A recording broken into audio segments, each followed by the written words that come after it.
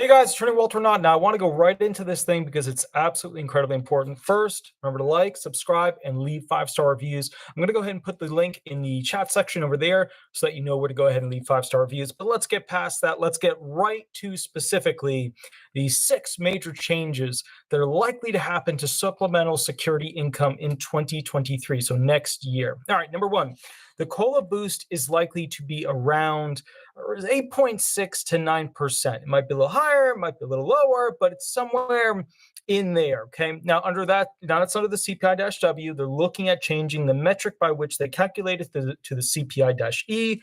But the CPI-E, even though it looks at how the elderly live, and obviously the disabled and the retired are more, they're living their life like elderly individuals. That, in my opinion, is not the long-term fix. We need a better metric to go ahead and measure the cost of living adjustment. If you don't know what the cost of living adjustment is, let me tell you real quick. It's basically the increase in money that they give you to buy the same stuff the next year. So basically, if you bought an Apple in 2020, they're giving you more money to buy that same Apple in 2023 because inflation made the Apple more expensive. A lot of these different, YouTube channels are selling a massive increase and wow, isn't it amazing? It's not. You're getting screwed over, and let me explain why. What happens is this: you guys don't get a large enough cost of living adjustment increase, which means that you don't have enough each year to buy the same things you bought last year with having the same amount of leftover cash like you did the prior year. So what does that mean? It means that basically every year you're living in a lessened state of existence because you can't have the same standard of living. And this is Democrats and Republicans. Both of them are doing this to you. It's not just the Obama or the Bush or the Clinton, the Trump or the whatever. It's all of them. They're all doing this to you. And you know why? It's because it's very expensive to go ahead and increase benefits for SSI recipients, retired recipients, disabled adult children recipients, disability recipients, known as SSDI. It's very expensive when you go ahead and multiply it by the millions and millions and 70 plus million individuals that fall into those categories. Now, let's go a little bit deeper into this. All right, so we know that in 2022, the maximum SSI amount is $841, or for 2 SSI married recipients, it's $1,261. Now, as you guys know, it's a lesser amount. So if you take 841 and 841, it's $1,682, right? That's not $1,261. So there's like a huge chunk. There's like around $400 of money missing, right, from 2 SSI recipients married living together. That's called the marriage penalty rule. It's evil, it exists, and it should be gone. Will it pass Congress or die essentially sitting in those wonderful little group work sessions that they have, before it can, make it to the floor? They get to these little, group sessions and they're like, do we want to pass this? Do we want to complain about it? Do we have any options? Do we have anything that we can say we don't want to do with it? It dies in these committees, and it's so sad, because SSI people are literally living on the last line of hope. SSI, Supplemental Security Income, another way of putting it is the last line of existence or hope for an individual to be able to have money to be able to survive in America. All right, let's get into this real quick. So 841 is the max for essentially SSI in 2022. Married couples that are SSI, 1,261. Now, let's go into this real quick. The average for 2022 is around $625.50. So the max is $841. The average is $625.50. But you can expect a boost all the way around for all these individuals when they do the COLA increase, okay? But it's not going to really help that much. Now, no one will know until October what the COLA will be, but think about it boosting to around $940 as the maximum per month for 2023. Obviously, the people getting, the average will get somewhere around, I would say probably 675 to 680, around there. Okay.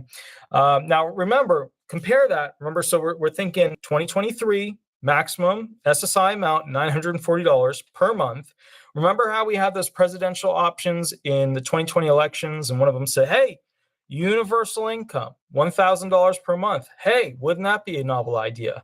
Well, now we know de facto, based upon SSI metrics, that $1,000 per month is pretty much not enough to be able to live on. To be able to rent a studio apartment by yourself, unlikely to happen. In most places, Sure, maybe Kentucky, but definitely not New York, definitely not Florida, definitely not California. It's just not going to happen in most of those types of places. All right, now, number two. So that was the first intro. That was the mini intro. Number two, President Biden has shown more love to immigrants and refugees who can attach to SSI than those who are disabled and retired. So there is a slight chance to expect him to raise SSI benefits, which will likely include those that are disabled through SSI benefits. Now, what a lot of people don't realize is that SSI, it's not just as simple, and I do see people calling in. We're going to do the calls, no worries. Remember, guys, with SSI, it's not just a disability program. A lot of people think like, oh, it's just for those who didn't pay into the system or work into the system. No, it's for refugees. It's for certain immigrants. It's for people who fall into special categories who have to receive a check because there's no other way. There's no other means. It is the final check to keep them alive and not stealing from other citizens while in America. Now, with that said, I want to go through this real quick. Expect something like a potential $200 increase, but nothing too extreme from President Biden. And here's why. He's going to want those 8 million SSI votes, but also keep in mind that the SSI benefits are used often as a supplement, like a financial boost for those who are on SSDI benefits and retirement benefits. So if your retirement benefit and your SSDI benefit are lower, right? So if they're like, around like $600 a month or $700 a month, you can get, a little boost to get you up to around $900 a month. So a lot of, retired SSDI disabled individuals get a boost from SSI. Okay. So kind of the thing to keep in mind. So as SSI recipients, they could be a disabled child. They could be on, regular SSDI benefits, retirement benefits. They could be for refugees. They could be for immigrant recipients. That's the thing with SSI people. It helps people in multiple categories. So the political folks that sleep next to their polls at night know that boosting SSI benefits will help a broader range of people than most programs. Number three, there are bills floating around in Congress that intend to raise the monthly amount, increase the resource limit from $2,000 up to $10,000. If you're not sure what that is, quick explanation. You are not allowed to have more than $2,000 in resources, basically $2K in the bank when you're on SSI benefits. So they want to increase that to $10,000 and then boost it each year based on COLA. Obviously, that's a good idea because keeping SSI people year after year after decade at a $2,000 limit it's evil. It's basically evilness at this point. Like, 15 years ago, 20 years. Yeah, okay. But now it's evil because everything is so costly. All right. Now, next thing. All right, so let's keep rolling through this. They're looking at basically getting rid of potentially the marriage penalty rule, which I think is absolutely incredible because that's just horrible. Like if you take two SSI people, they get married, the expectation is that their bills won't be as bad. You expect two people to live on like $1,200? I mean, what are we doing here? It's insane, insanity. A lot of people get divorced as a result of that. All right. Another thing is that they're looking at getting rid of the in-kind support maintenance rule, which is probably the most evil rule out of all of the supplemental security income restrictions. In-kind support maintenance, or the 1/3 reduction rule, is basically where they reduce your benefits by a chunk, 1/3, if somebody's helping you, on a monthly basis with, could be shelter, could be food, could be a certain amount of clothing that's over a certain amount. It's just ridiculousness. Basically, they kick your benefits way down because somebody in your family that is helping you. So they're like, well, we don't have to pay you as much. We don't have to pay you the full 841. No, because somebody's helping you. When you're that impoverished, it's just ridiculous. So ironically, for SSI people, if you want to get the maximum amount, sign a loan agreement with those who are helping you. And then you can go ahead and submit that to the SSA. And if you want the loan agreement, just email me. I'll send you the template. And then basically you can get your full $841 per month. Okay. All right. Now, next thing is, let's see. There's a ton of things that they want to do. They're just not getting it done. A lot of these things were promoted, pushed by the Biden administration. I don't know when he's going to start attacking them or when he's going to start to put them in order, but I know this, he wants the 8 million votes attached to it. All right, next thing. Okay, so we've gone through basically the changes that they're trying to do. SSI is obviously too low. Massive inflation from poor financial management, at the political level hurts SSI people the most. We know that a lot of these ridiculous gas prices were due to essentially restrictions being put on all of these federal lease slash federal options where people could go ahead and get the product, the oil, the raw material ground. Biden started to switch them all to the Trump era style ones, and boom, automatically gas prices, boom, came right down. So we know that unfortunately it was an administration caused terrible financial situation. And what's really bad about it is they could have stuck a very soft landing. They could have done it. I'm seeing articles from CNN, I'm seeing articles from MSNBC and all that, where they're like, economists don't even know how to handle this situation. Oh, they do. They're just trying to play a game. And the sad thing is that American people, we just don't have the money to play the game anymore. We don't have the money to put the quarters into the machine and watch them play with our lives. We just don't have the money to play that game anymore. That's why essentially most people are getting angry at this point on both sides of the field. All right. So let's keep going through this. SSI is, of course, the last resort. And when the bad stuff hits the fan, money for those basically that need it the most, that's what it's coming in for. As a result of this, in the richest nation, it seems odd that we can't afford to pay SSI people a base amount that allows them to afford just an apartment on their own.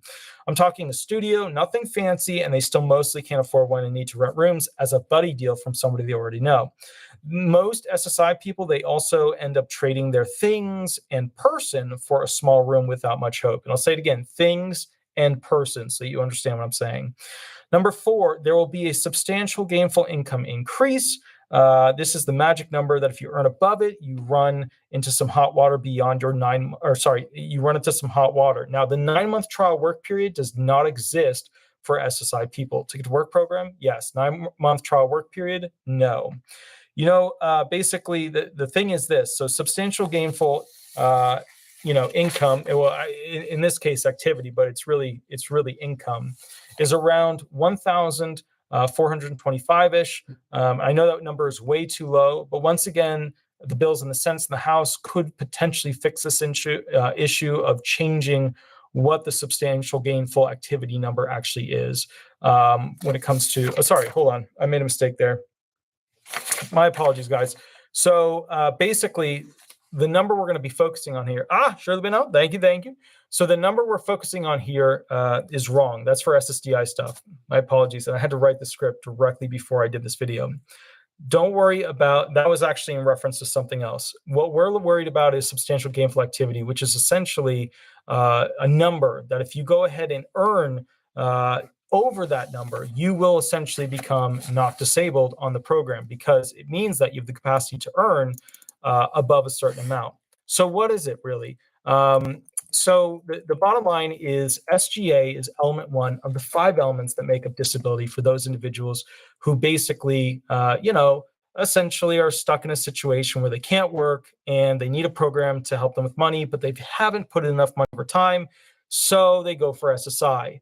But SSI looks at them and says, hey, if you're earning money right now and you're earning over $1,350 per month, right, then the bottom line is the expectation is that essentially that number will go ahead and be the limit by which a person can go ahead and earn up to. Now, we covered originally that this SGA amount is going to go up a little bit. It's not significant. It should be higher in my opinion, but we'll keep going and rolling through that. But my apologies, guys. I did make a little mistake there. All right, now, expect Supplemental Security Income to be a harder program to go ahead and get on in the future. Kind of the bottom line is that VA benefits are now easier to get onto than Supplemental Security Income. And SSI, just so you know it, shares the same marked or severe. In SSA land, we call it marked, but it's the severe level impairment standard. So you have mild, moderate, severe, and extreme. And the SSA uses the severe standard. So if you're looking at one impairment and trying to get on disability benefits, you look at the listings, a predetermined list of impairments, the listings, right? You find yours, and then you look at what it requires, and that's basically their standard for a severe impairment. And it's severe, I mean, really severe. Now, there's that extreme level above it, which is kind of like the fast pass way of being found disabled. That, just so you know, is called a compassionate allowance listing. And Commissioner Kijakazi just added even more of those. That's where you have an extreme impairment. Those are the extremely, extremely impaired individuals. Now, let's keep rolling through this. SSI is just going to keep getting harder and harder to get onto. A lot of these cessation claims where they kick someone off of their SSI benefits because they're working or graduating from school and their doctor states that they are not that bad anymore. Well, they have it good. They have it good because they just need to meet the severe impairment standards of the year when they were found disabled under SSI. But you guys seeking SSI benefits nowadays will need to be more disabled than them. Okay, number 6, expect more features on your my.socialsecurity website page. The bottom line is that the timelines on it are not very good. I get it. The bottom line is that the updates on it are not very detailed. I get it. But the bottom line is they're going to keep increasing it and make it a better tracker as time goes on. Number 7, legislation related to increasing taxation of higher earners to boost general payments into the Social Security Fund or make the retirement program solvent will be on the table, but those are tied to Social Security taxes, which basically it doesn't involve SSI. SSI is funded from general taxes, whereas retirement and Social Security disability insurance, so retirement and disability, are funded from payroll Social Security taxes, which is one of the things people always point out, where people who paid into the system get very cranky because SSI benefits will never run out, while the people paying for their retirement are facing a reduction down to 80% over the next 14 to 16 years. So people get cranky because April Galton, thank you for the $5 donation. I really appreciate it. Awesome. Thank you. So the thing is, guys, like you got to understand, there's a lot of people who have paid their whole life into a system, and the bottom line is that their retirement isn't that much money, and now it's running out. And they look at the SSI people and they go, well, they're getting some money, but theirs will never run out because it's funded by the general taxes that we pay. So a lot of retired and Social Security disability insurance people look at it and say, well, why can't we just have all of this come from the general taxes, which is what the Trump administration was trying to do. But general taxes would then have to be increased to go ahead and make that work. And frankly, I don't really trust the government to go ahead and do a general tax and not separate the funds needed into the specific trust funds for retirement, disability, Medicare, etc. I wouldn't trust that. That's just me. I don't trust the government like that. All right, next thing. 8, expect things to simmer down more at the SSA. Normal levels would begin to take place on wait times and lines towards mid to latter 2023 for the field offices. But please still be careful, when you go out, because monkeypox is, of course, the assault version of chickenpox, and monkeypox is really starting to take off. A lot of people are tying essentially monkeypox to COVID, how we're coming up to a voting session and how they must be combined, and how ancient aliens are controlling all this. I get it. I'm not going into that. Number 9. Here we go. Expect people to be grumpier towards those on supplemental security income because everyone has significantly less expendable cash, less golfing, tennis, and more angry people. So now it's kind of one of these things where at the end of the day, the SSI people are going to be getting the brunt of those who are angry, the brunt of those who are not happy about the financial situation we're in. So imagine people in boats, Trump flag on the back, they're not going to be happy with SSI people. Now, who make up the SSI people? A lot of them are immigrants, refugees, but a chunk of them, significant chunk, are the homeless/disabled. Those homeless people that are living in the woods because they can't get a job, because they can't afford a place to live, because they basically can't fit into the societal model as that little tiny, piece of the puzzle that, needs to fit into where society will accept them and love them, give them electricity, water, a roof over their head, etc. So expect people who are kind of grumpy towards the homeless to be even more aggressive towards those who are on SSI or trying to receive SSI, because to them, let's call it like it is, a lot of them just see it as, a free handout, and, they've had to work for money. So I get where they're coming from, but just expect some more grumpiness. Okay. Now, let's get into this real quick. More and more people are also going to be grumpy about what's going on with SSI when it comes to the 7-year supplemental security income rule for refugees and immigrants. Now, I'm not doing a big thing during this video on that because that's not what this video is about. It's about updates for 2023. I have been asked by quite a few people to do specifically a show on just exactly what that is so that people have a better understanding as to what's involved with that 7-year program. I will do it. I'm not doing it here, though, because people get so upset that they call the law firm and think I'm the bad guy and try to basically, I receive emails, I receive voicemails, I receive letters in the mail where people are just extremely upset. And it ain't me, guys. I didn't make that system. I'm trying to make the first space constitution that's actually usable as a template for people to live on different planets and space stations, stuff like that. But the system we got right now ain't me. I didn't make this. So, all right, now next one, number 10. Expect the phone call scams of lessons. They have discovered some of the guilty SSA scam caller groups, and they have filed criminal charges against them, which includes the car extended warranty people as well. But here's the thing. These scammers will always find new ways to go ahead and trick people. And the bottom line is you need to be educated on it because they're going to use new ways to trick you no matter what you do. 11, also expect less scams with social security numbers because they're starting to use case numbers more. But remember, that's for those who are basically assigned a case number. Not everybody's assigned a case number. If you're not sure if something's valid, go to Google, search in Google, SSA field office zip code. Type in your zip code, press the enter, search down to it, find what the local field office's phone number is, call them. Wait on the phone for 45 minutes. That's a good sign. That's the government. And then talk to somebody at the SSA. All right, number 12. The SSI people are going to be the most affected by the Biden era inflation. I expect many of the SSI people to be showing up at homeless help food facilities for clothing, case manager assistance, and food. When people ask me, like, why would they need a case manager? Usually filing for, updates on food stamps, fixing, their license or ID cards with iDignity, or basically, essentially going there to find some medical or toothbrush or whatever, something that they can't afford, that they just don't have the money for.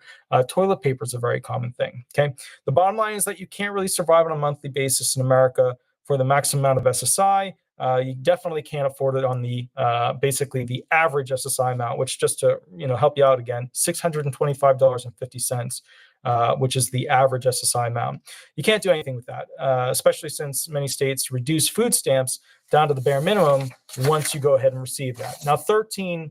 Expect more ticket to work contracts being signed in 2023 because the cost of surviving on SSI benefits will become more and more difficult. So many people who are on the program will be sticking their toe back into the work pool in the not too distant future. 14, expect more SSI people in 2023 to get their news and shows from streaming services while leaving behind the legacy news stations like Saturday Night Live and Ancient Aliens. Remember, guys, there is a Social Security, an actual SSA YouTube channel. It's got like 34,000 subscribers at this point. It's not particularly popular. It's not done professionally, in my opinion, when it comes to how many they should be putting out. I did a couple of videos on things to do to boost that, to do it right, to have multiple shows, multiple categories, but it's one of those things where they're probably not focusing on that. They're probably trying to focus on getting through the massive amount of people that have applied for all those programs right now, post-COVID. All right. 15, expect more great work from Commissioner Kijikazi. There are too many things to list here. She's done an amazing job with a lot of things with getting them back on track.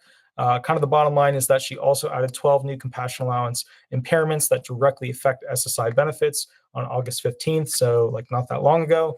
And as a result of that, it gives you more extreme impairment options, a total of 12 of them, to be found disabled really quickly, which is very good. Now, with that said, I want to go into this. 16, as a side note, SSI people usually get Medicaid, and SSDI people usually get Medicare. So when you guys talk about SSI, SSDI, just remember SSI, Poverty Disability Program, Medicaid, SSDI, paid into it, quarters of coverage, disability program, Medicare. I just want to make that because a lot of people call me and they're not sure which one goes with which, okay?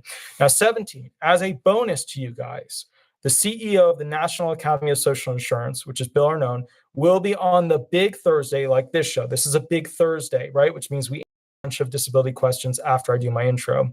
There will be basically, he'll be on the next Thursday. So next Thursday, big Thursday show, September 1st.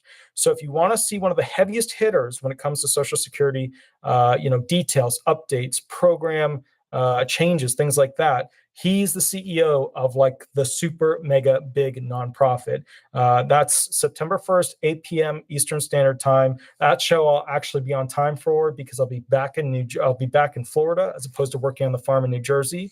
Literally, guys, for this show, I finished with the stalls, came in, took a shower, wrote the script, and that was all within basically 7:50 p.m. to 8:30 when I started the show, and even though I started it like 2 minutes late. Now, just as a heads up, this guy is the Washington, D.C. guy. He's way up on the ladder, super important, knows all the big wigs, stuff like that. This guy is in the know. We're bringing him on. We're going to grill him. This is excellent. 18. The bottom line is this. do you feel like you would be willing to spend more if you were earning money, right? To go ahead and have additional options for social programs like a food stamps for everybody, internet for all, housing for all, and things like that. Do you feel like these are reasonable expenditures or too much of a taking from your wages? Let me know. Let me know what your thoughts are. Now, one of the things that I've been thinking about a lot is, at what point do we draw the line? At what point is are there too many social programs? People are, not producing enough. They're not being aggressive enough at making things. First thing that came to my head, the clearest, like there it is, was something that's going to be very insightful slash inciting some anger from some of you guys, I should say women, because something I feel that is not a proper version of social programs or social change is how a lot of people are saying that all the women in the women's NBA should be paid equal amounts to the men's version. Of course, the men make more because more people watch shows, they make more money, and from people attending and viewing, etc., selling all the merchandise, yada yada. The women's version of the NBA does not make that much money, and they pay their players significantly less. So they made it into this sex battle, right, over essentially should women get equal pay, and it was a bad thing to go ahead and use as their foundation for equal rights for women's pay. It was a terrible idea because what they're asking for is basically social insurance from the men's NBA to pay for and upkeep the women's NBA to create equality there. But see, the thing is, that's not like a program like retirement or disability benefits or whatever, where you're becoming a class of individual that's in a fragile state, right? To claim that women who are basketball superstars are in a fragile state would be a disservice to the disabled. It would be a disservice to those who have worked their whole life and paid into a program. It would be a disservice to Ukrainian people coming here as refugees and having nothing and just lost everything to Russia.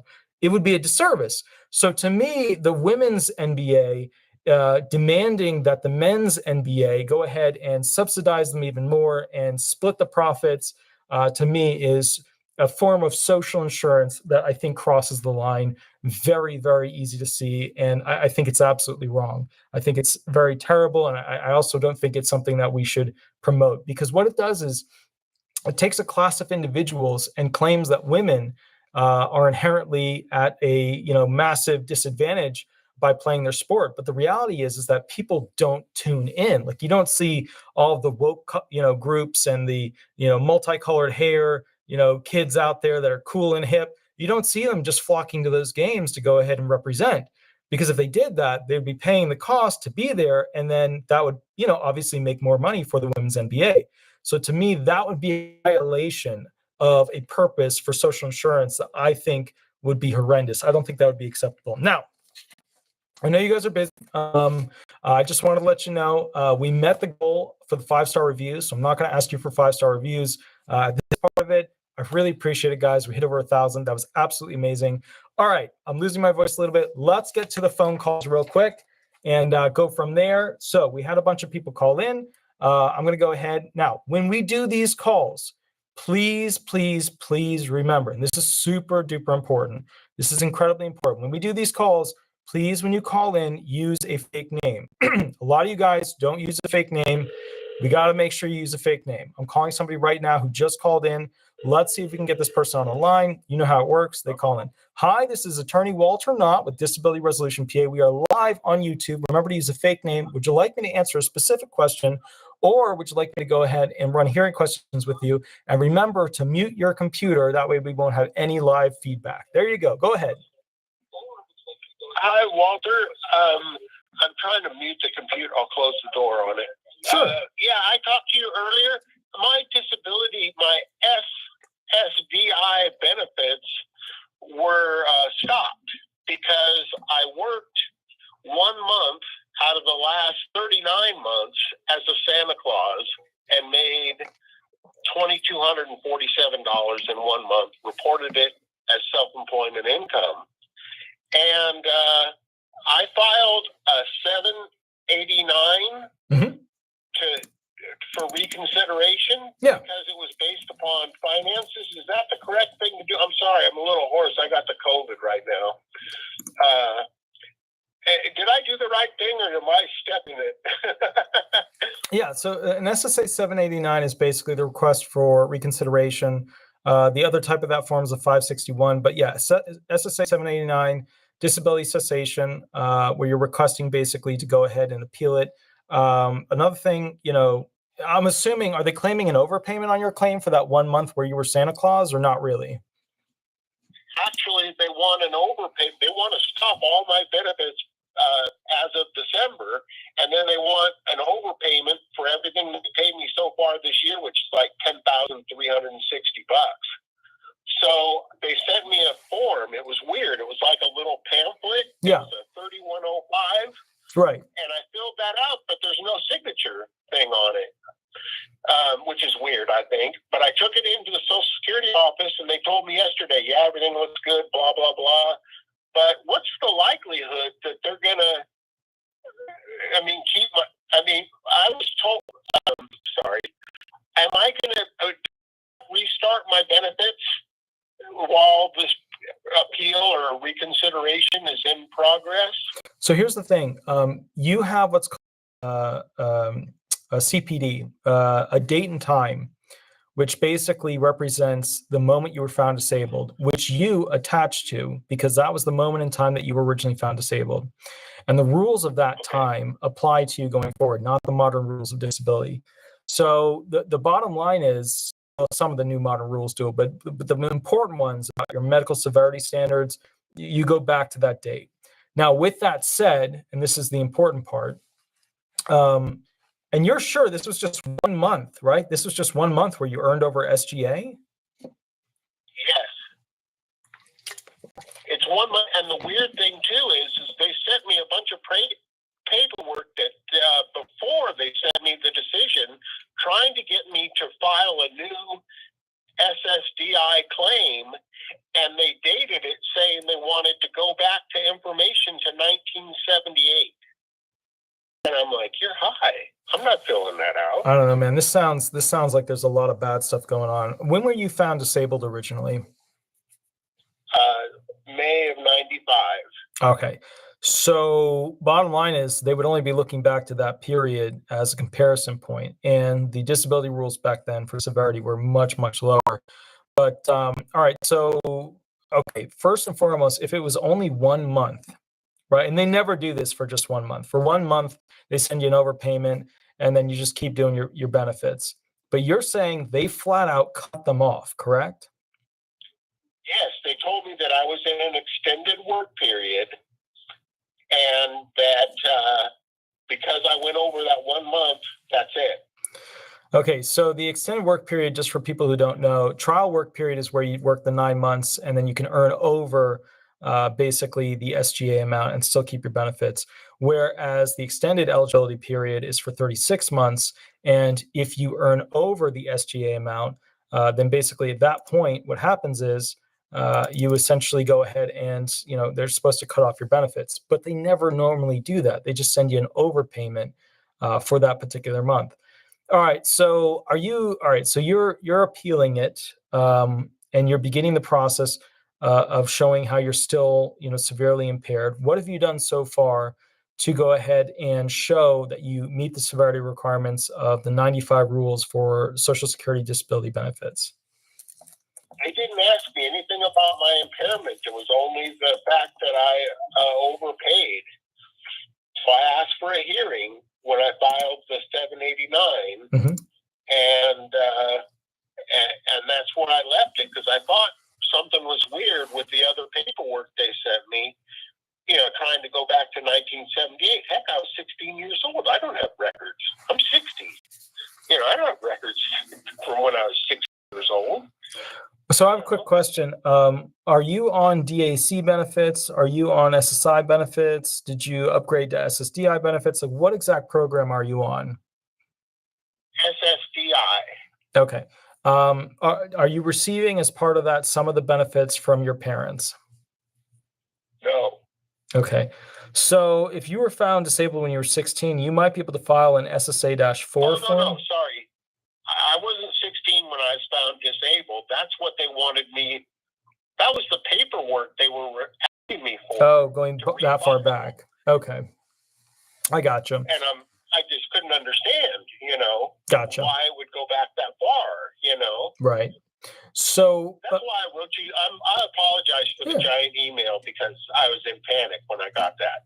I gotcha. Now, normally when they cut off your benefits, you've got like 10 days to go ahead and call them and request that they be reinstated, and then they turn them back on. Did you do that or no? Yes, I went into the office and I filed the 3105 and the 789, and I said this, and I asked the guy, I want my benefits reinstated, and he said, yes, this is the paperwork. That's what I wanted to make sure. Okay, and they accepted it and they continued it and everything's okay. Yes, and I made them give me a copy of everything I gave them and stamped the papers, so I had a documentation. Okay. Have they? Yep. But wait, what I'm looking for you to say is that they've started your benefits again. Well, I don't know that the guy. When I asked the guy, because I just turned in the paperwork yesterday, he said they have to make a determination, and I thought, well, who, Right. Okay. So here's. I'm in California, and they said that like the 3105 was going to be sent to Pennsylvania, and I thought, why?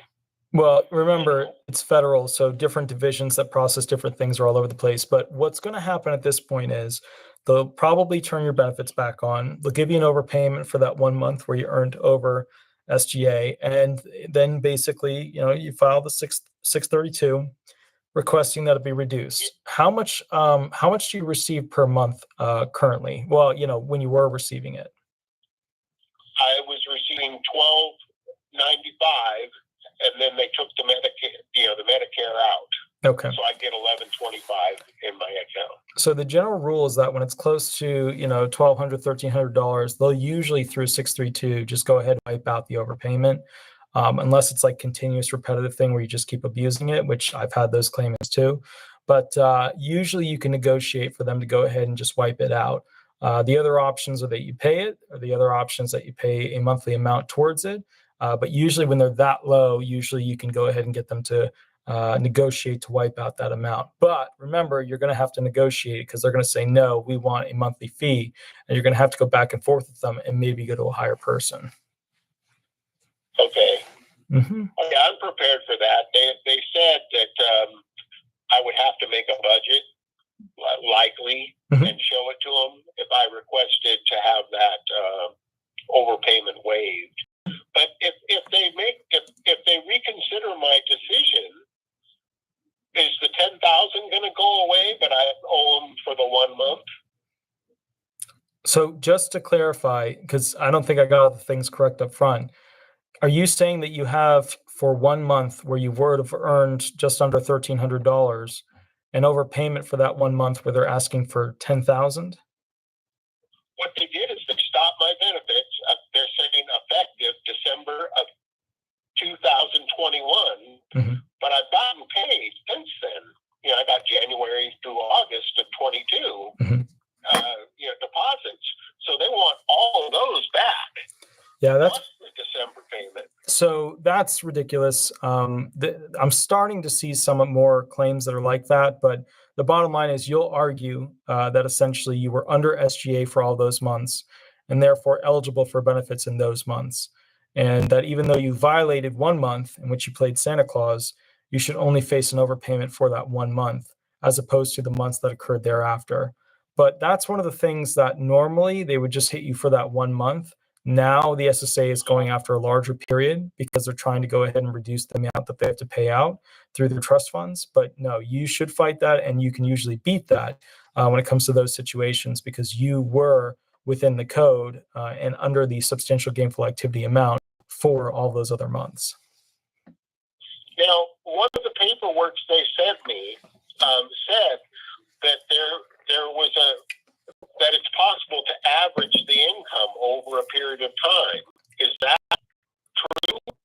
Because I mentioned that in my response to them. So what I said, well, for 39 months, that amount of money turns out to be $57 a month. It's hardly substantial or gainful.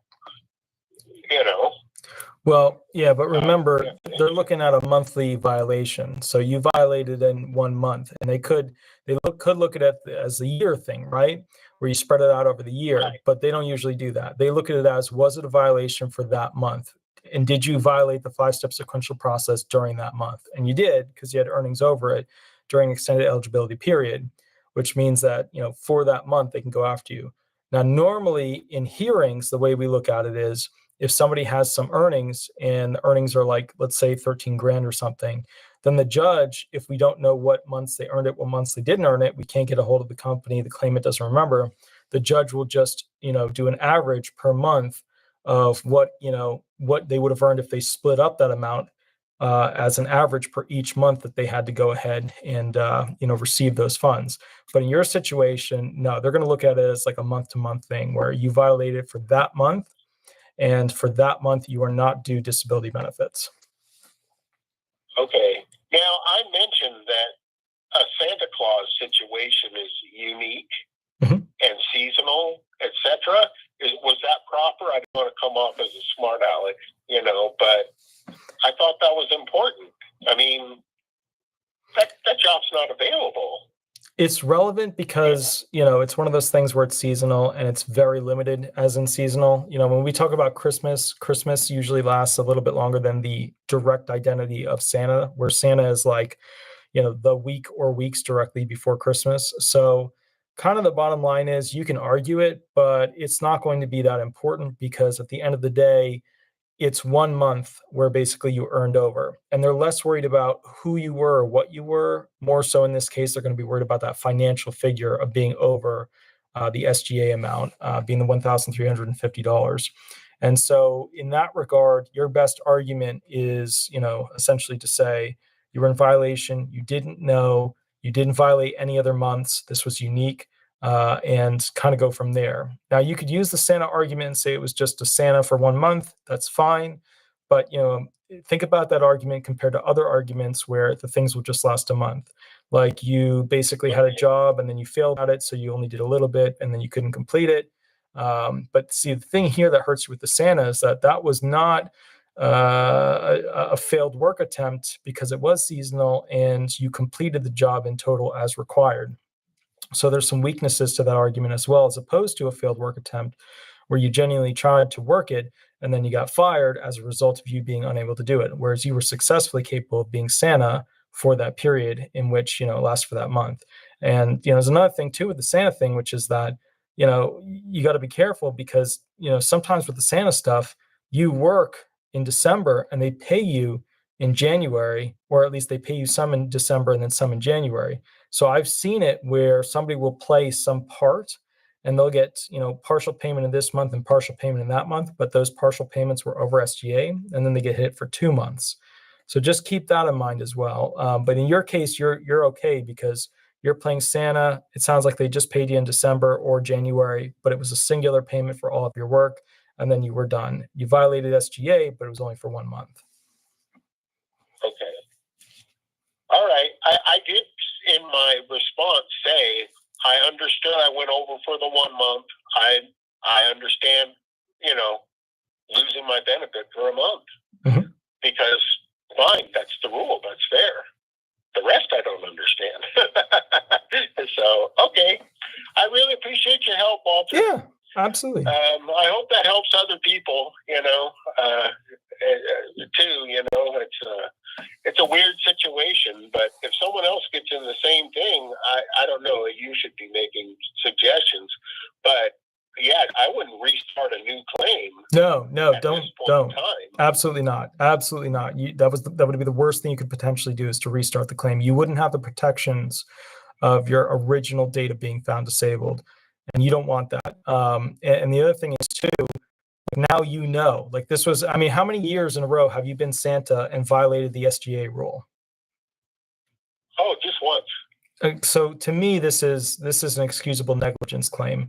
Excusable negligence is where you were negligent in your actions, but it's excusable because you didn't know. You're a lay person. You're not a legal person. You don't know all the rules that regulate your benefits. Yeah. Well, it was a weird thing too because they just doubled my pay once I started working. I wasn't going to go over, but I did, you know, and I don't know, they offered me double pay.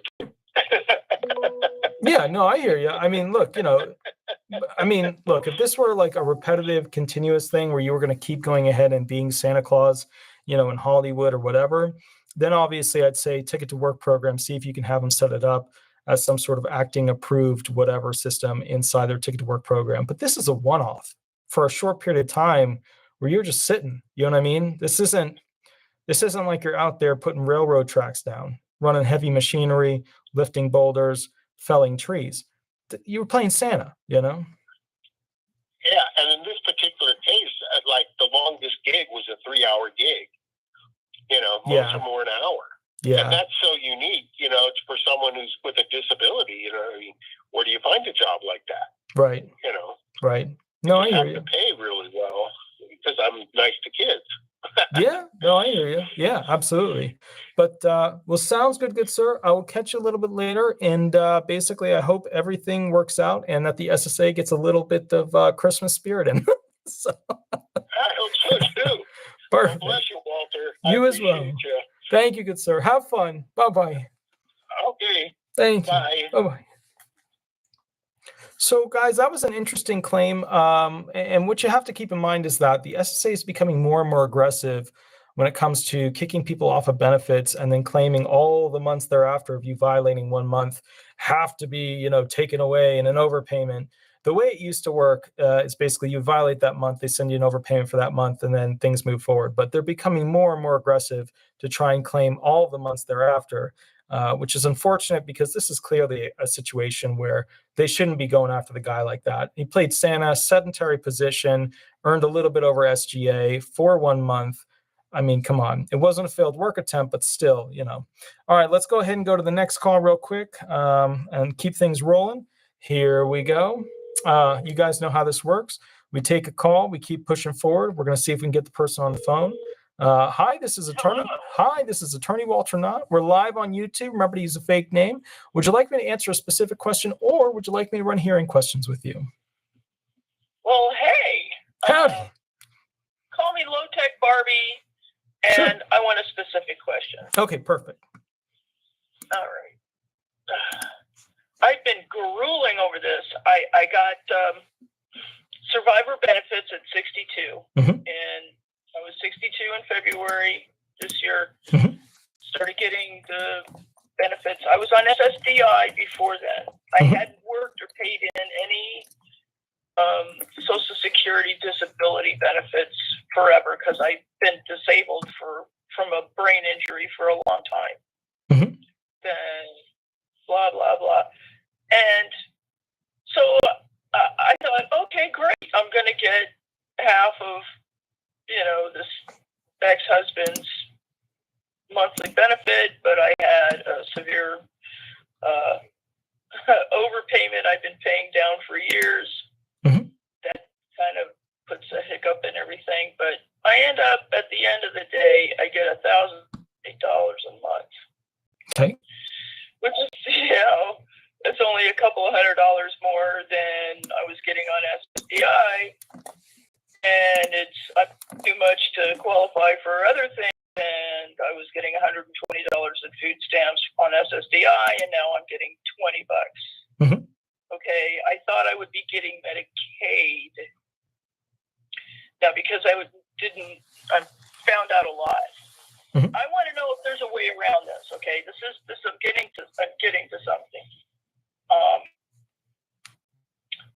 Because if I got Medicaid, I would qualify for a lot of other benefits. I could get Blue Cross Blue Shield Plus, and I could help them pay for my dental and vision work that I've just been working on for years, trying to get arranged and waiting for something to figure out how to pay for it. But now I'm SOL because I didn't work for the past 5 years and I didn't pay in. So I do not get Medicare until I'm 65. So I got to wait for 3 years on my vision and my dental. And I want to know if there's because I was disabled while I was married. I was married for 12 years. He's a lawyer and makes a boatload of money.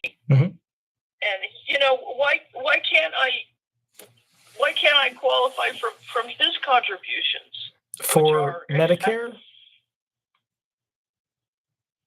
Well, his disability insurance he's paid in. You know, he's paying taxes. He's paid in a lot of money. I mean, that doesn't roll over for me. And I'm trying to get Medicare just so I can get these other benefits. And I got a hard no from SSA. So, okay. And I want to know. Yeah, the first question I heard, it's like you're not on essentially Medicare. Is that correct? Correct. Okay, and you're upset because you want to be on Medicare. So the first thing I'm thinking is you were on, I'm assuming, SSDI benefits before and not SSI benefits, correct? Yes. Okay, so the way it should have worked, so, and here's the first problem I hear.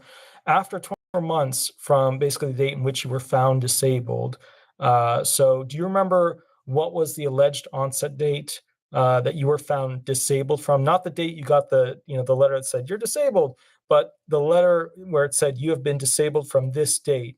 What was that date that you were found, disabled from? The alleged onset date. When I qualified as disabled was March 14th, 1996. Okay, so I was married.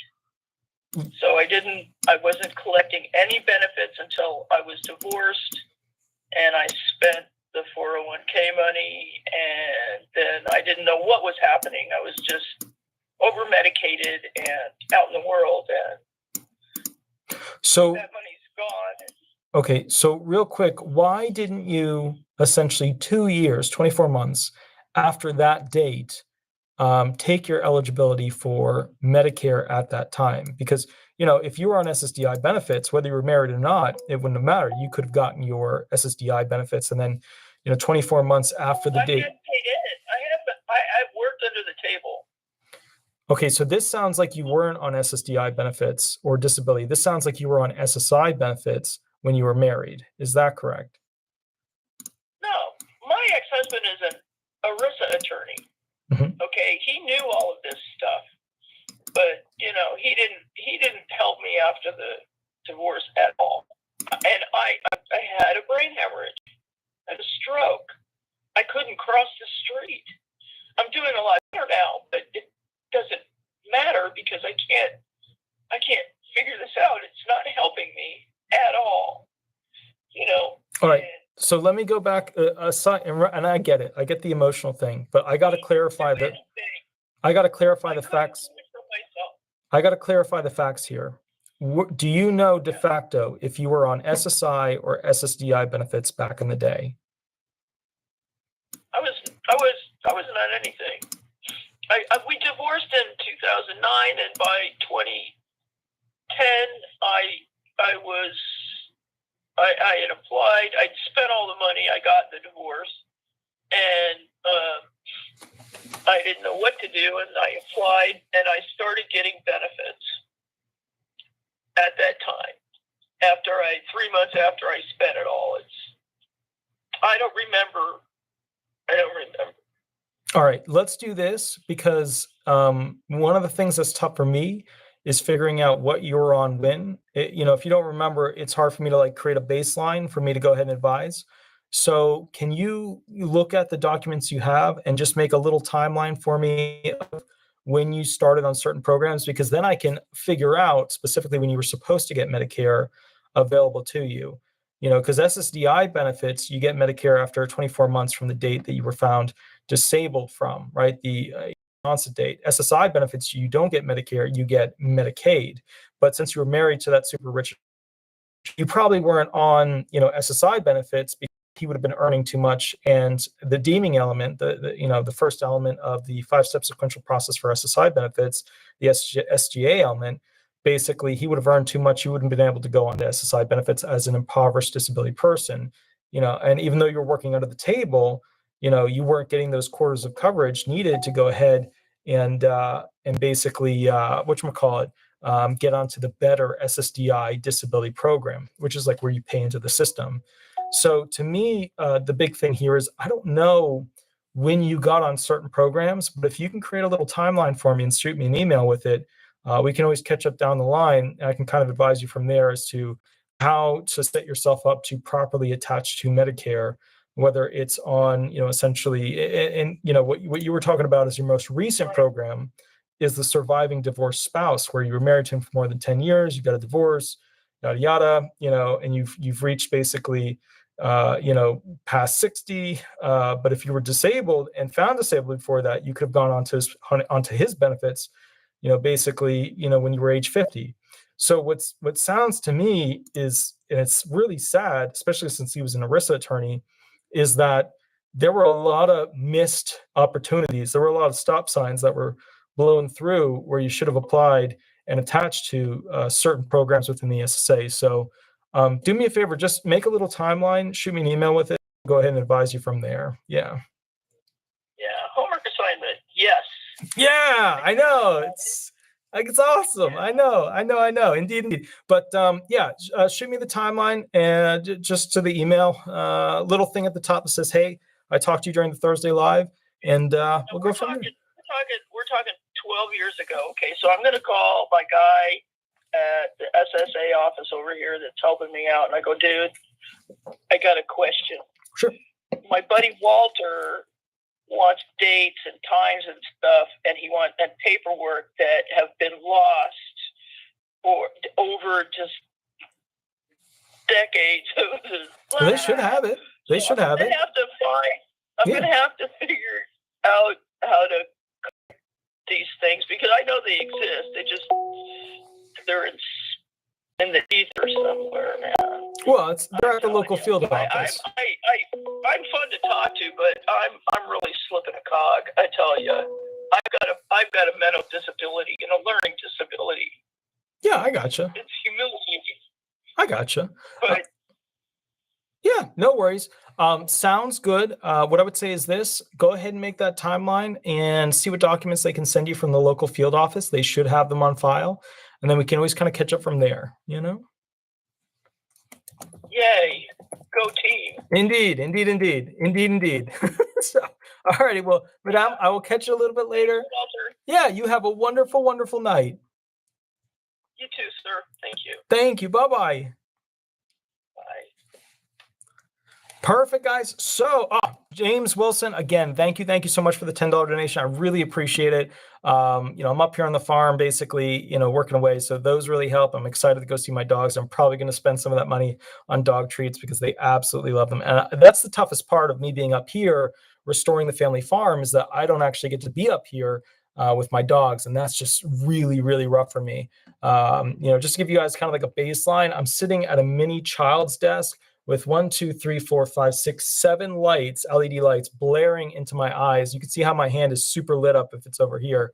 But I do have the best tea on earth. I had to order it from Amazon. They don't sell it in stores for the most part that I can find. So I was lucky to go ahead and get it. Now, with that said, I'm going to try and reach out to the security expert after a couple more calls.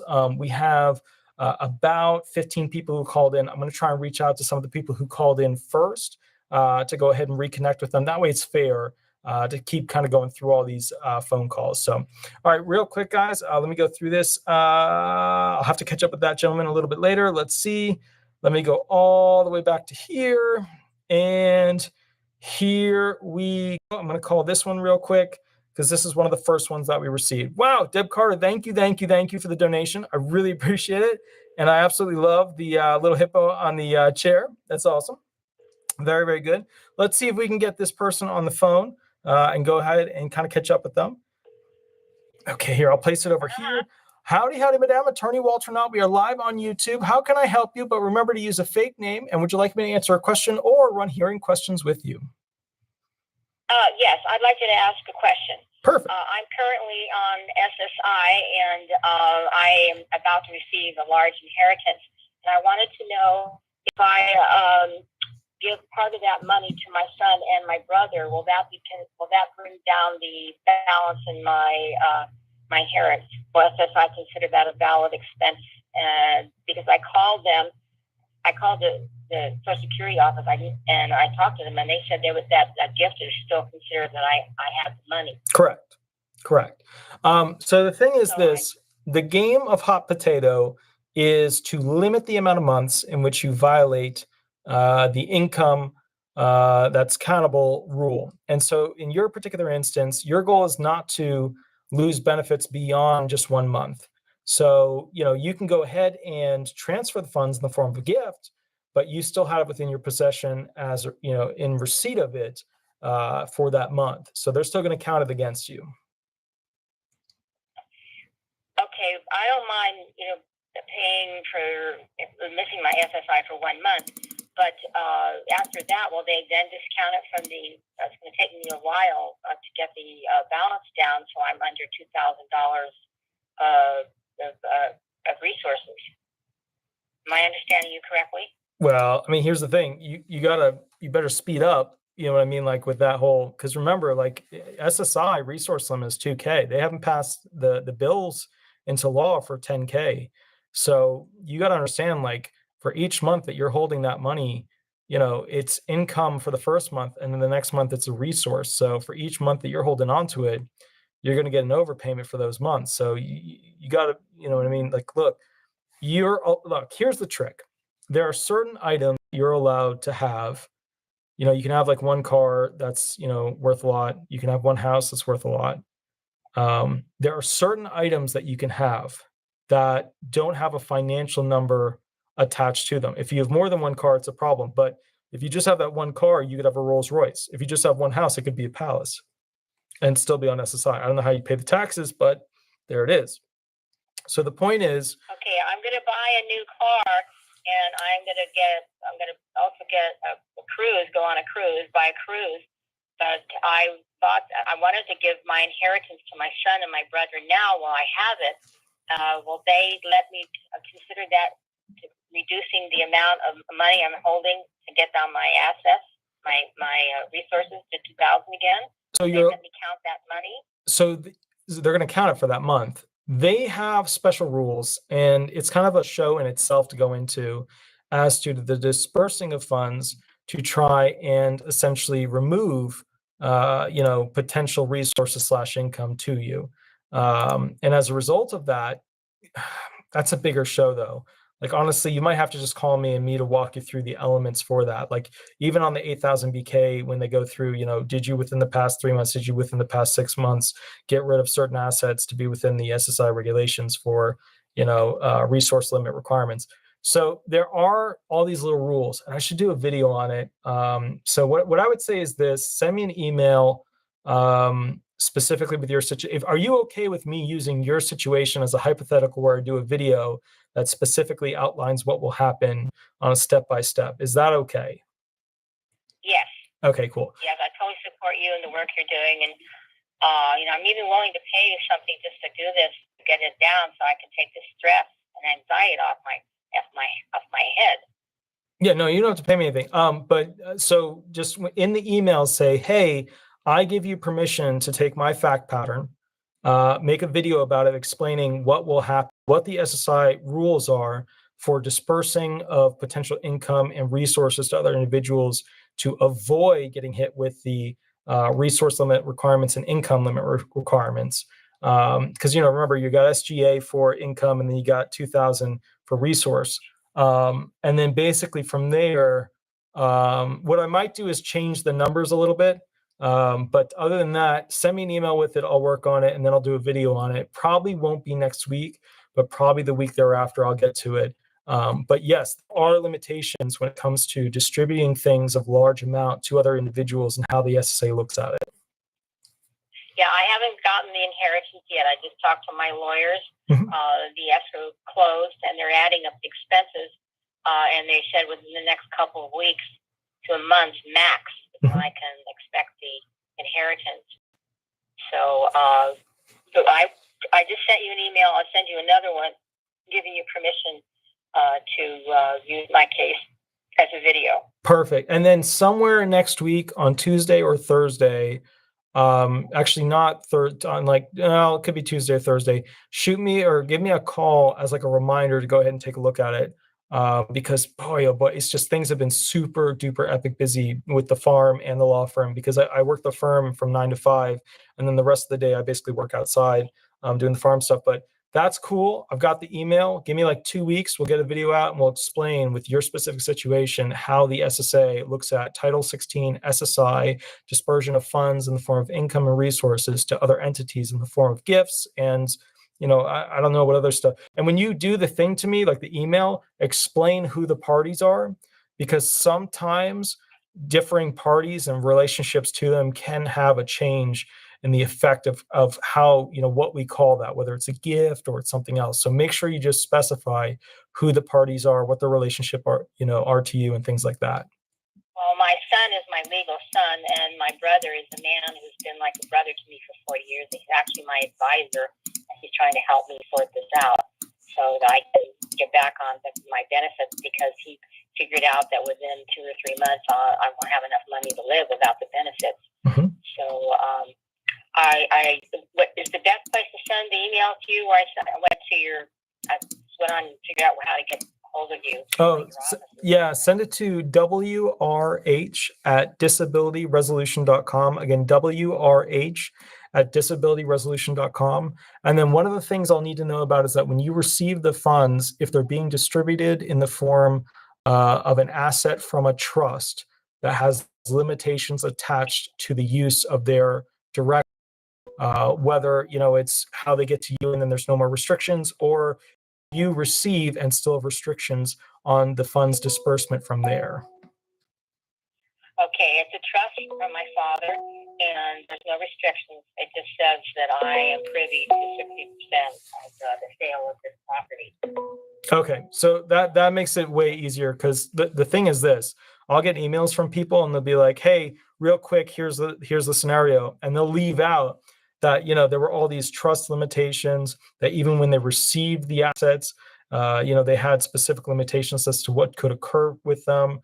But that's perfect. That's super easy. Send it over to me and then give me a call next week. And then 2 weeks from now, we'll have a video posted so people know how this stuff works. Okay, so wrh@disability.com. Yep, wrh@disabilityresolution.com. And yeah, that's it. Go ahead. That's my personal email. Go ahead and send it right there. Thank you so much, Walter. I so appreciate your helping me and other people. And if there's anything I can do to support you and your organization, I'd be happy. No, find a dog or a cat that needs a donation and give them a donation. That to me is worth even more. Like if you find a. Well, I'm planning on leaving my electric car to an animal activist organization. That's how much I love animals. That 2 thumbs up right there. Yeah. My electric car, which is worth $36,000, is I'm about to purchase. I'm going to leave to an animal activist organization when I die. That's amazing. That's amazing. Yeah. I mean, honestly, like if you find any disabled animals and can take a photo with them inside the car so that people want to go ahead and adopt them, that to me would be the highest level of you did a good job for me. So yeah. Yeah, I'm totally into animals. I watch animal videos all the time. Me too. They always pop up on my Facebook when I'm scrolling through stuff, and it's like, here's this disabled animal because of this or that. And I am always amazed at how horrifically some people treat animals. I'm just like, man, we got to do more legally. We got to do more to go ahead and protect them. So yeah. Well, there's a woman here that is an animal activist, and she's doing as much as she can to stop the kill policy here in the Big Island. And right now, everything's politically screwed up. So I'm going to give her a bunch of money too. Perfect. So, wow, that's amazing. Put all of that into the thing so I can do like a bigger video on it. Yeah. Well, thank you so much for calling. And I did try for an hour to get onto your site. I didn't know where to go. I kept getting things for already streamed. Oh, so the main disability resolution website wasn't working? I went to YouTube.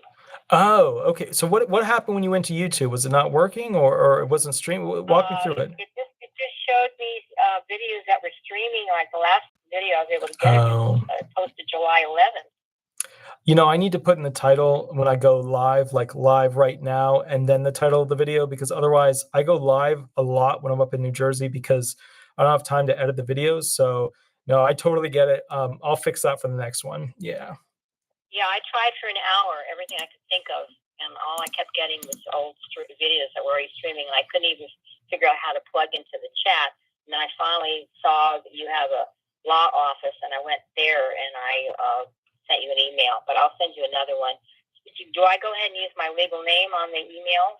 I mean, you can. I mean, it's attorney-client privilege. You know, I'm not going to use it when I make the video, but, you know, I'm going to take your fact pattern and change it a little bit. The names won't be the same. Numbers probably won't be the same, but it'll still be like, hey, I'm directing this amount to my son and this amount to, you know, a nonprofit for animal. You know, it'll still be like super similar. Yeah. Okay. Okay, great. Okay, well, I so appreciate you and your love of animals and your help, and I am doing the best I can with the resources I have, which up to the point has been nothing to help animals and other people. I'm a Christian practicing the Excellent. You know, do unto others as you have others do unto you. Excellent, excellent, excellent. Well, Madame, I love that. Send me the stuff. If you find anything that I can promote through the website to help animals, let me know. I'll catch you a little bit later, and I'll look forward to that email. Okay, thank you so much, Walter, for calling. I really appreciate you. Thanks. You as well. Thank you so much. Bye-bye. Thank you. Aloha. Aloha. Bye-bye.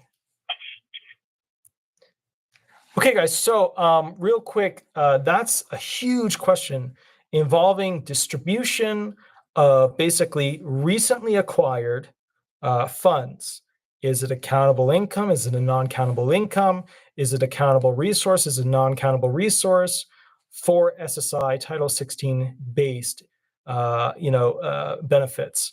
That's a really complex, detailed subject with a lot of little things. I'll make a video specifically on that one because you have to kind of go through and look at it at an elemental, for each asset. So one of the things that's really tough is that a lot of people don't realize, but when they receive certain types of assets, they're looked at as different things. And when those assets produce some sort of income off of them, basically, sometimes that income is looked at differently than that asset. It's a whole thing. But anyways, here we go. Another caller. Hi, this is Attorney Walter Hnot. We are live on YouTube. Please remember to use a fake name throughout this process. Can I answer a specific question for you, or can I go ahead and run hearing questions for you? I got one question. Sure. I've been on SSI for a long time, about, I think, 20 years now. Mm-hmm. And I got it for, they had to make up since I was born, because I was born deformed and not well decked. But the problem is they're claiming I don't work enough to get to SSDI. Okay. And that's so I have to stay there. But I was collecting off of my mom, but I got married and then I divorced in 5 years. And now I've been divorced for a long time. Okay. And I can't get back on my mom's check or anything anymore. Is there a way we can figure this out so I could maybe get some of my mom's money that she worked? Okay, so I'm guessing. All right. All right. So I'm guessing you were on disabled adult child benefits, correct? Correct. Okay, so you went from SSI, My to mom was alive there too for a while. yeah, they can still be. As long as she taps her benefits, you can tap for DAC. So okay, so you were on. In 2004. Okay, so you were on SSI benefits. You transitioned because you were disabled between 18 and 22 to disabled adult child benefits, where you were taking from your mother's benefits.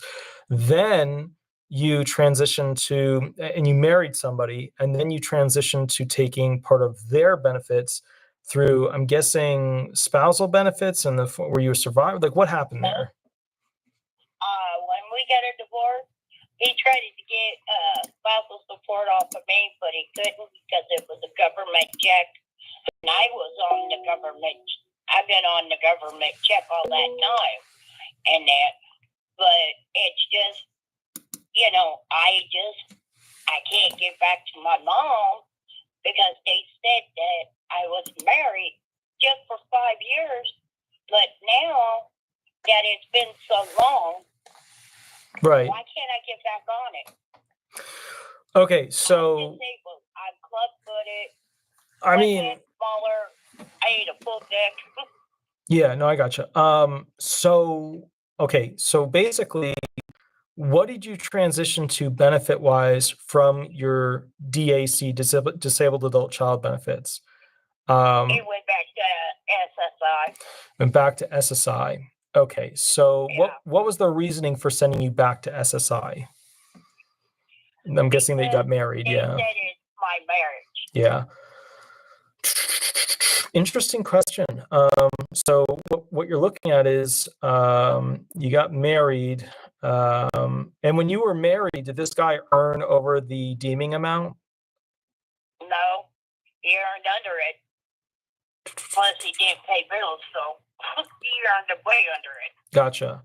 So the question becomes, if you marry while you're on DAC benefits, can you then, if upon divorce, reattach to DAC from the original parents' Title II benefits to attach to your Title 16 SSI benefits and combine them?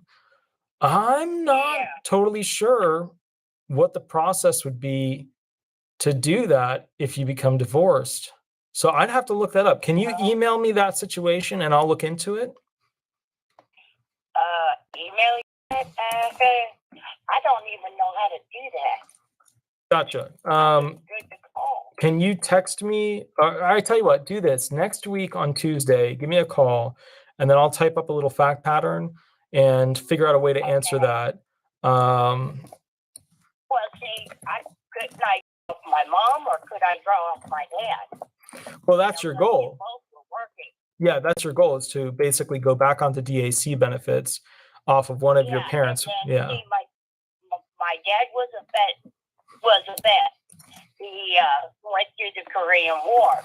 Mm-hmm. So, and I've even tried to check in with the VA to see if I was allowed to have any of that. Right. Well, I still don't know because I'm still having problems trying to get it all figured out.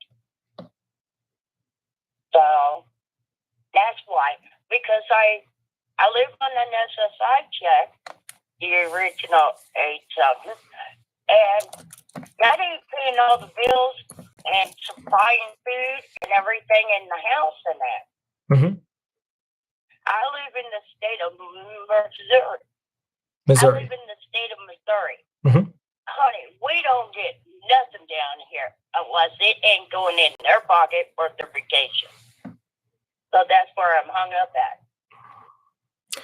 I'm going to have to go ahead and figure out what the elemental requirements are for somebody who goes from SSI to DAC, marries, loses their DAC, and then through a divorce opts back to reobtaining their original DAC, which attaches to either parents who basically had paid it enough through their quarters of coverage.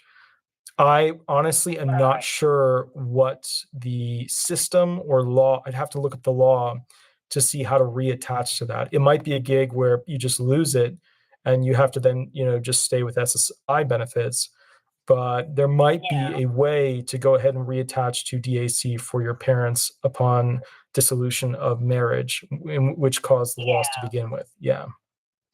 Yeah, because see, both my parents are deceased now. Yeah. And so I thought maybe, okay, why couldn't I maybe get something off of that for it? But I'm not pushy. I'm just asking.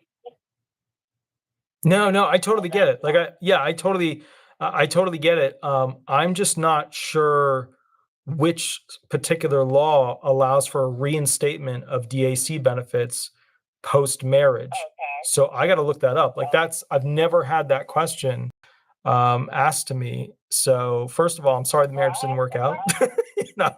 So yeah, indeed. I'll have to look that up. Give me a call on Tuesday and then we'll go ahead and make a video on that one as well, because that's kind of a unique situation. Okay, thank you. Perfect. Absolutely. Have a wonderful, wonderful night. You too, hon. Bye-bye. Perfect. Bye-bye. So guys, I'm going to give a call real quick to, whatchamacallit, let's see. So, okay, I'm going to go ahead and give a call to our security expert because I'd like to get a quick update specifically on what's going on in the environment of essentially, politics and war, Russia versus Ukraine, China versus Taiwan, things like that. Let me see if I can get a hold of this gentleman real quick on the phone and kind of go from there. Let me see if I can get a hold of him. Houston, How? your shop on the final jump. Yeah, here we go. 7 seconds, please. Last set jump. Kepler 23 Mike. Kepler 23 Mike, encryption level 55. 55 and 3, 2, 1. Excellent. Lock, Houston. Outstanding work. Cheers. Cheers to your shop. Good evening, Walter. Good evening, Lewis. Howdy, good sir. How you doing? I'm glad you could join us tonight. So walk me through, things are getting interesting in the world. Things are getting bigger in the world when it comes to hostilities and such. What's going on out there? It's been as you know, as the days change, the players change and the borders change. And as much as we think it's out of view, it truly isn't. It truly isn't. United States President Joe Biden just dedicated another allotment of over $3 billion in additional aid. Wow. Indicating that he will stand staunchly behind the Ukraine and their mission. He did this just earlier today, about 5 hours ago. We spoke with President Zelensky, congratulated regarding Independence Day, and it's kind of a bittersweet thing, as your president said. Made it clear the United States would continue to support Ukraine and its people as they fight to defend the sovereignty of their country. Just very, very different. As the world turns, the ripple effect of what's taking place, we had Russian rockets fire onto a civilian train station. Wow. Killing over 22 people, all civilians. There's no nothing really there that we can see, that the shops can see. We're just at the 6-day mark here, and it's 6-month mark here, and very, very frustrating. We're on day 183 or 184 here, and here the Russian forces launched a rocket attack, killing these people. They called it very cruel. United States Secretary of State Blinken said it was outrageous and heinous crime, and just absolutely horrific actions that are being taken. Is it to distract? The world while they make a move elsewhere in the country? Yeah, very, very possibly. We've seen that with the Russians in this battle. Make that move, but again, they move on. They move on. Russia this week claimed that they downed Ukraine drones over Crimea, and the explosions over Crimea that we spoke about in depth last week on the Black Sea border, and as well as the attacks between some of the Dnieper River and separating 25,000 Russian troops from any type of support, basically left them on an island north of Crimea. But we have Russian authorities claiming they shot down Ukraine drones in Crimea, but we're not really very detailed in it. They claim local air defense has shot down a drone for the headquarters of their Black Sea fleet in Sevastopol, just north of Crimea. Again, there's powerful explosions all over Mariupol, up and down the Donbass region. The number of missile attacks is just, maybe in the last 72 hours, is just relentless. Today alone, 5 separate attacks. We'll get into in just a few minutes. Continued areas with all aerial. We believe that Russia has moved over 400 aircraft, military aircraft, into that border area with armament. They're starting to aircraft into space and just launch those missiles and keep a steady pressure up on the Donbass region. While they're trying to rebuild the bridge at Amatovsky, and basically anything that you can think of to just distract away what's really going on. So they've deployed the hypersonic missiles up to the Baltic region, and this week, and on their warplanes armed with these missiles into that area. It just increases the tension. Moscow's, attacking in the southeast regions, and it's a slow go. They're moving from village to village as we're watching, basically almost in real time from our positions and folks on the ground. Russian Defense Ministry said they sent 3 MiG-31 fighters with these missiles to arrive at the exclave of Kaliningrad, which is just northeast of Kharkiv on the border. And then we end up turning our head the other way, so we keep track at what they're doing with the Zaporizhzhia nuclear power plant. Today, it's the first time in history that power plant has ever been disconnected from the power grid by Russian rule, if you will. Still quite a few Ukrainian nuclear power plant employees that have been there since March that fear for their safety and the lives of their family. It was disconnected for a while today due to some fires in the area, wildfires that they indicated the cables were damaged, and with enough pressure, they reconnected about 6 hours later. Absolutely frightening when we look at how Chernobyl has been dealt with. But they're struggling. They're struggling. Ukrainians are struggling. The city of Kharkiv was under heavy bombardment today. Kyiv, the state capital, was being bombed all the way down that entire fine line of the MO3 highway we spoke about, just to the east of the Dnipro River, and it's going slow. They've slowed the pace. It looks like it's almost at a standstill.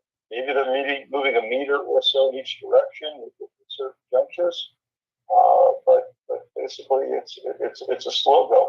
What has changed is the flow of long-range artillery and ammunition from the United States, from Italy, and some of the partners who have promised equipment to Ukrainian forces. Taiwan brought over mortar drones, large drones capable of dropping mortars. Will be a huge help. And Germany delivered anti-air tanks, anti-aircraft tanks from Germany. Made their way to the troops in Ukraine. Those are two big moves here, in addition to the $3 billion that it's going to give them some additional supplies and encouragement. Boris Yeltsin, former outgoing Brit, was actually seen. That's just probably out now, walking down the street with President Zelensky and urging him to continue doing what they're doing there. It's just interesting. Then we turn around and we have Russia now taking a look at also playing the natural gas and issues, as it's one of the big providers in the European Union, and they've shut it down, and when they limited it, now they're saying they're going to shut it down for a couple of days due to maintenance. It's just crushing other parts of the world, and the impact here is it's tough because the shortages of fertilizer, grain shipments from Ukraine and Russia are being held back not only by politics and thievery, but the cost of fuel just to move it is increased dramatically, absolutely dramatically, and it's having a real impact globally, and we'll start to see it. We're watching some of the countries, Uganda, Ethiopia, and the response from UN Food and Agriculture has told us 181 people in 41 countries. It's up for 100 places later in the fourth quarter this year. Bangkok, rising costs of vegetables, oil. They're unsure how long it's sustainable. And it comes back to the fuel, not only for heating homes this winter, but keeping the businesses running. So I was running Germany, Western Germany, Martin Croft. We spoke with him in Beckenheim, Germany, and spent $2.5 million worth of 600 tons of zinc. He's got to keep it in molten state every day that his plant is open. And if it hardens, it's done. It wrecks the tank. And what they use it for is dipping parts, automotive parts, car suspension, solar panels, turbines into this as a preservative. But it's become, he employs like almost 3,000 people in his organization. But he said it's becoming more and more difficult to be concerned about not only the cost of the gas, but the availability. And it's the ripple effect is going to affect pharmaceuticals, commercial laundries, brink of recession is what they're calling it now, the brink of recession. Very, very difficult. Gasoline selling for about $7 US for a gallon of gasoline. That's impacting the cost of goods and services in the grocery stores and the basic staples. And that's actually very, very, very difficult for them. So it's unfortunate. It's unfortunate that we're seeing it in Europe first. I think the United States is going to feel it very strongly in the fourth quarter, the first quarter of next year, as far as we've got up with a number of container ships deciding what they're going to take a hit on financially on a global scale or in the United States or North America, as far as the shippers and the big box stores. It should be interesting. We also have the U.S. trying to hold trade talks with Taiwan. At the same time, they're trying to conduct island line drills with the military. Taiwan and China split in 1949 after a civil war and had no official relations that are bound by like billions of dollars of trade and investment. And just difficult because they're trying to maintain the trade partnership with the United States and others. China's trying to cut it off, and everybody's still trying to conduct business like these things are not taking place. But Chinese President Xi Jinping criticized the plan and for the U.S. to get involved and try and run drills and hold trade talks at the same time, and China's just not happy. Their Ministry of Commerce, they firmly oppose it, and they say it's against their best interest. Meanwhile, they held a drill with missiles and cannons, simulating a response to a Chinese missile attack. So it's I don't know where they get the time out for it, but again, you'll see that coming at some point in the future. But what is China's game here? What's the bottom line? When are they going to move a chess piece? When are they going to, get in the kitchen and cook something? I mean, are they going to do something? Is it going to happen? Or are they just playing the tiptoe around game to see what they can get from us? And this is what it comes back to, because what's right behind that is South Korea and North Korea, right? Mm-hmm. And then we looked at historically what's taking place, and this goes back to one of your callers last week that was recognized. We'll talk about the cartels and the impact of the drug cartels and the ripple effect in EU and Britain and the United States. So nobody wants to be collectively. I think politically, the view is nobody wants to be the person or the country or the organization that breaks it into a world war. What does China want? China wants the Taiwan Straits and access to everything they think they just want everything. But they're not willing to push over the line. We've seen toe tipping. We've talked about this for months now. We've seen toe tipping over the line. Last week we talked about everybody wanted to complain about somebody else's aircraft that flew over their airspace for 90 seconds, taunting them with military aircraft. The Russians, the Brits, the United States, and Ukraine, and Poland, and everybody had something to say about somebody, but nobody wants to make that step. Nobody really wants to make that step. South Korea stepped up to the drills. North Korea, as we know, Kim Yo-jong, from the north, and just we know what he does. If he doesn't get enough attention, he throws a rocket in the ocean or makes some sort of claim that has everybody looking back at him, and that's something that we've become accustomed to over the last, I'll say, year and a half. It's increasingly stronger with him. We take a look at where they're heading as a country, or what their needs are, or who's making money. Who's making money here? Is this about money? Is this about minerals? Is this about future money? What's Russia have to gain? President Putin announced he wants another 137,000 servicemen. This was earlier today. He signed a decree to increase the number of servicemen in the armed forces of Russia to 1.15 million. I don't know where they're coming from. We couldn't collectively find a resource where he thinks these guys are going to come from. He increased the age, lowered the education.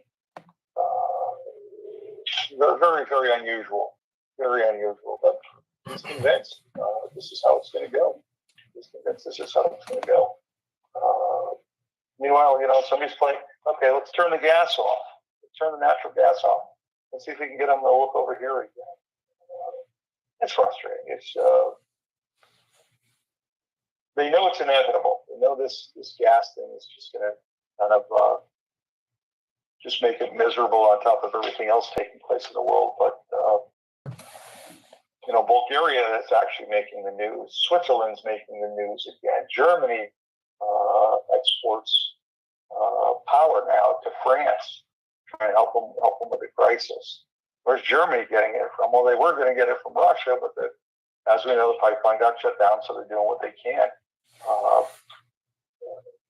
Bulgaria is upset. They don't have a firm date for talks, but they're concerned about forcing the governor to start talking about renewing the supply, so they're prepared for the winter. So countries that don't have a stake in the game are suddenly getting, dragged in, but forced to respond and export things that their country isn't prepared for. I mentioned Switzerland. Switzerland this week announced it's planning to buy 36 Lockheed Martin F-35 fighter jets. Wow, big purchase. Big purchase. And those are, as you know, are manufactured primarily in the United States. And it's a big number. It's a big number. And it's a big reveal. Here's a country that's been so neutral that Russia won't allow it to negotiate. Okay, no, you know what? I don't know if that's the answer. The shop that tracks Switzerland said, it didn't just pop up. It was kind of sitting on the shelf, and I guess after they were told, you can't get involved, they decided it's time to protect themselves. So different way of looking at it.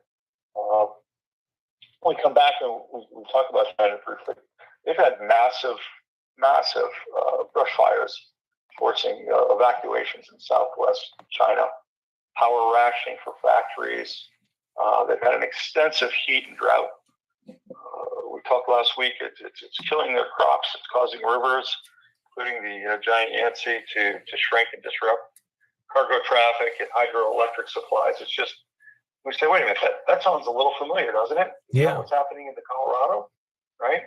So taking another look, across that latitude and longitude across the world. Not too many people know there's 2 Colorado rivers.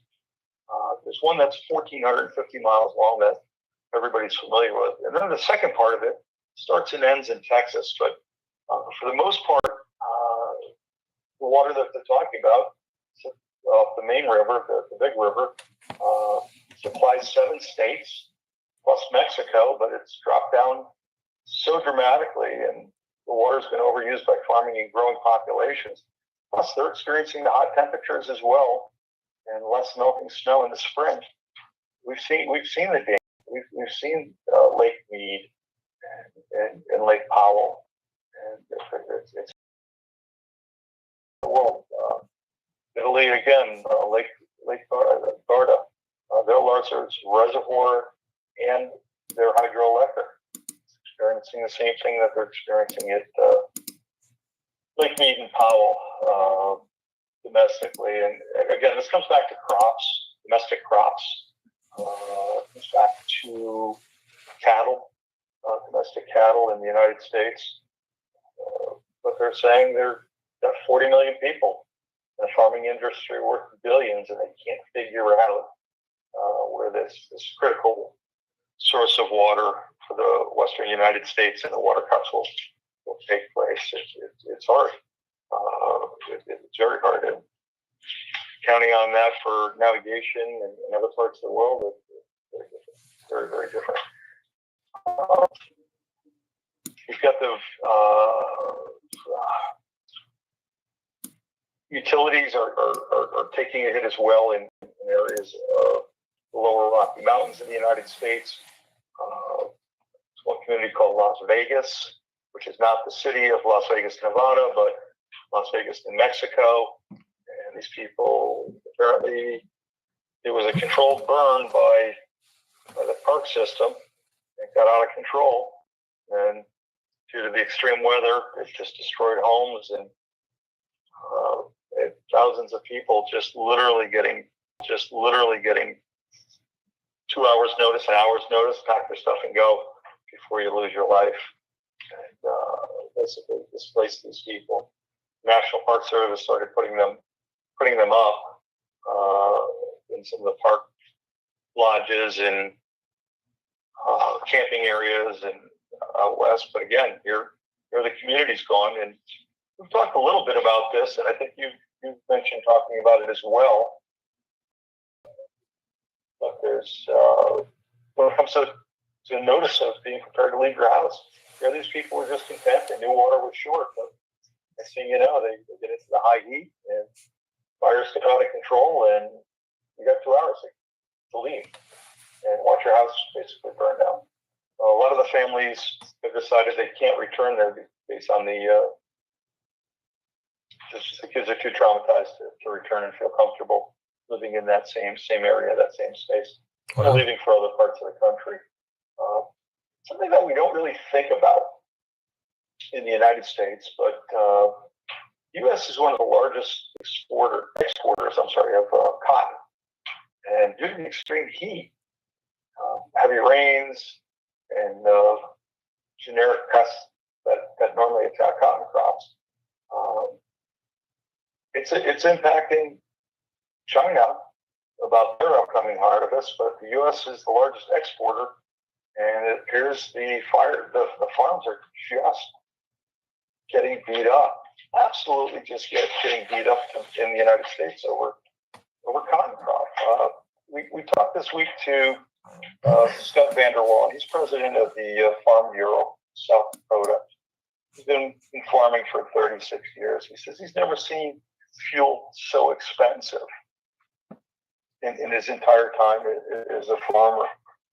We spoke to another gentleman in his office who asked to be anonymous, and he said there's 3 things you can't overcome this year. And he's got thousands of acres of corn that he puts in the ground and harvests for his family and livelihood. And he says it's diesel, and even without the taxes, because it's considered off-road in South Dakota for farming, still paying $5 per gallon. The drought, plants are coming up, but there's no corn on the start growing out. And the cost of fertilizer, we talked about that when the war in Ukraine kicked off. There's no fertilizer for them. And if they can buy it, it's so expensive. He says it's almost prohibitive. He said he was better off this year leaving the money in the bank than putting up with the diesel, the fertilizer, and he doesn't know what he's going to do. He doesn't know how he's going to maintain his property and without the resources, water, and not to mention the equipment, the cost of maintaining the equipment, it's just prohibitively expensive, knowing that there's no money coming back in. Briefly, two things that you asked about. One you didn't, but it's close to the first one. Looking at Haiti a year after they had that large earthquake, and about 100,000 homes were damaged. It killed more than 2,200 people. It was a 7.2 last August. A lot of those people are still displaced, and we were talking about the Haitian community of Port-au-Prince, and the impact of the gangs, the violence of the gangs taking over. Here we have a country that hasn't recovered from major natural catastrophe, and it's just they can't. The powerful gangs have seized control of the main road now, leading from the capital, the Port-au-Prince, to the southern region, and it's disrupting efforts to provide food, water, and basic goods, services. UNICEF, UN for the Children's Organization, and I guess they have more than 250,000 children in Haiti that have no access to adequate schools.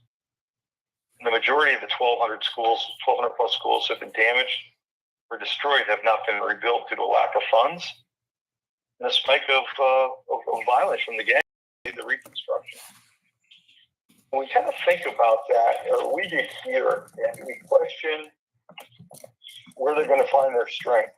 How are they going to avoid the gangs, from rebuilding their country? Just super alarming. And then we look at domestically in the United States, and we're still following Kentucky 1 month after their massive flood, and just swept away the homes, and some are taking shelter in the national parks, and it's just FEMA's involved trying to help them out, and it's just difficult. I will say that we touched on it briefly, I think, last week or the week before. The governor has done an outstanding job making sure that folks with pets have small, medium, and large pet locations they can go to stay. The governor has also made sure that anybody who needs government-issued documents will be able to get them at no charge through specific offices that they're working through to try and empower these people back into restarting their lives. That's Governor Andy this year over in Kentucky, just really taking control of those that are still in churches or shelters, schools, community centers, again, national and state parks. And they see it there, we see it there, and we hate to bring it back to the natural catastrophe concerns that I think you've been talking about. Is most of the United States peaked in hurricane season. Be prepared. Another community in Arizona, a 100-year-old dam broke, flooded the town out in a foot of rolling water. Completely unexpected this time of year. Ground's too hard to absorb it, so it rolled down the street like a surfing wave from what we can see from the videos. Very difficult. Very difficult to see. Moving back over to Russia, the Zaporizhzhia Russian military continues to shell. Starting this morning, I should say yesterday morning, pretty good job staff to the armed forces. And then we started looking at the Russians rebuilding the untested bridge. That's that southern bridge that was destroyed. And what they're doing is moving soil in underneath the bridge, and they want to build roadways on it. They're using a small ferry to get vehicles across, but they're mixing the military supply vehicles with civilian vehicles for protection while they're crossing the river, so they don't get attacked. Our updates regarding ongoing shelling in Eastern Standard Time. I guess that is your time zone where I think we're at now, Walter. Mm-hmm. Red alert, aerial threat, siren sounding, take cover now. Everywhere from the top, Kharkiv, 741, 730, Zaporizhzhia, Kyiv again, Kharkiv, 703, blasting 2 hours before that. They shelled them a second and third time, and that's the cover. And there's just shelling and shelling and shelling. Russians onto Ukraine. We do have verification that the power grid was reconnected. I'm sorry, the power plant was reconnected to the. No, we lost him. What happened there? We lost him. Let me see if we can get him back on the phone. Hold on. We lost him, guys. Hold on. One moment. I used my phone stand. Howdy, good sir. We lost you there for a moment. I'm not sure what happened. I was clicking in stuff, and then, anyways, can you hear me? Okay. I can. I thought maybe Houston's shop for the last leak. He was telling me something, but we're still on board and have a good log on it. So we got that part right. Everybody jumped up from their seats. They didn't even look. Oh, gotcha. Lastly, just winding it down, there was a call that somebody reached out and wanted to know what the impact of the drug cartels and cartels overall. Yeah. Tijuana, Mexico, just south of the San Diego border. They're really having massive problems. The State Department told the embassy employees to shelter in place in Tijuana.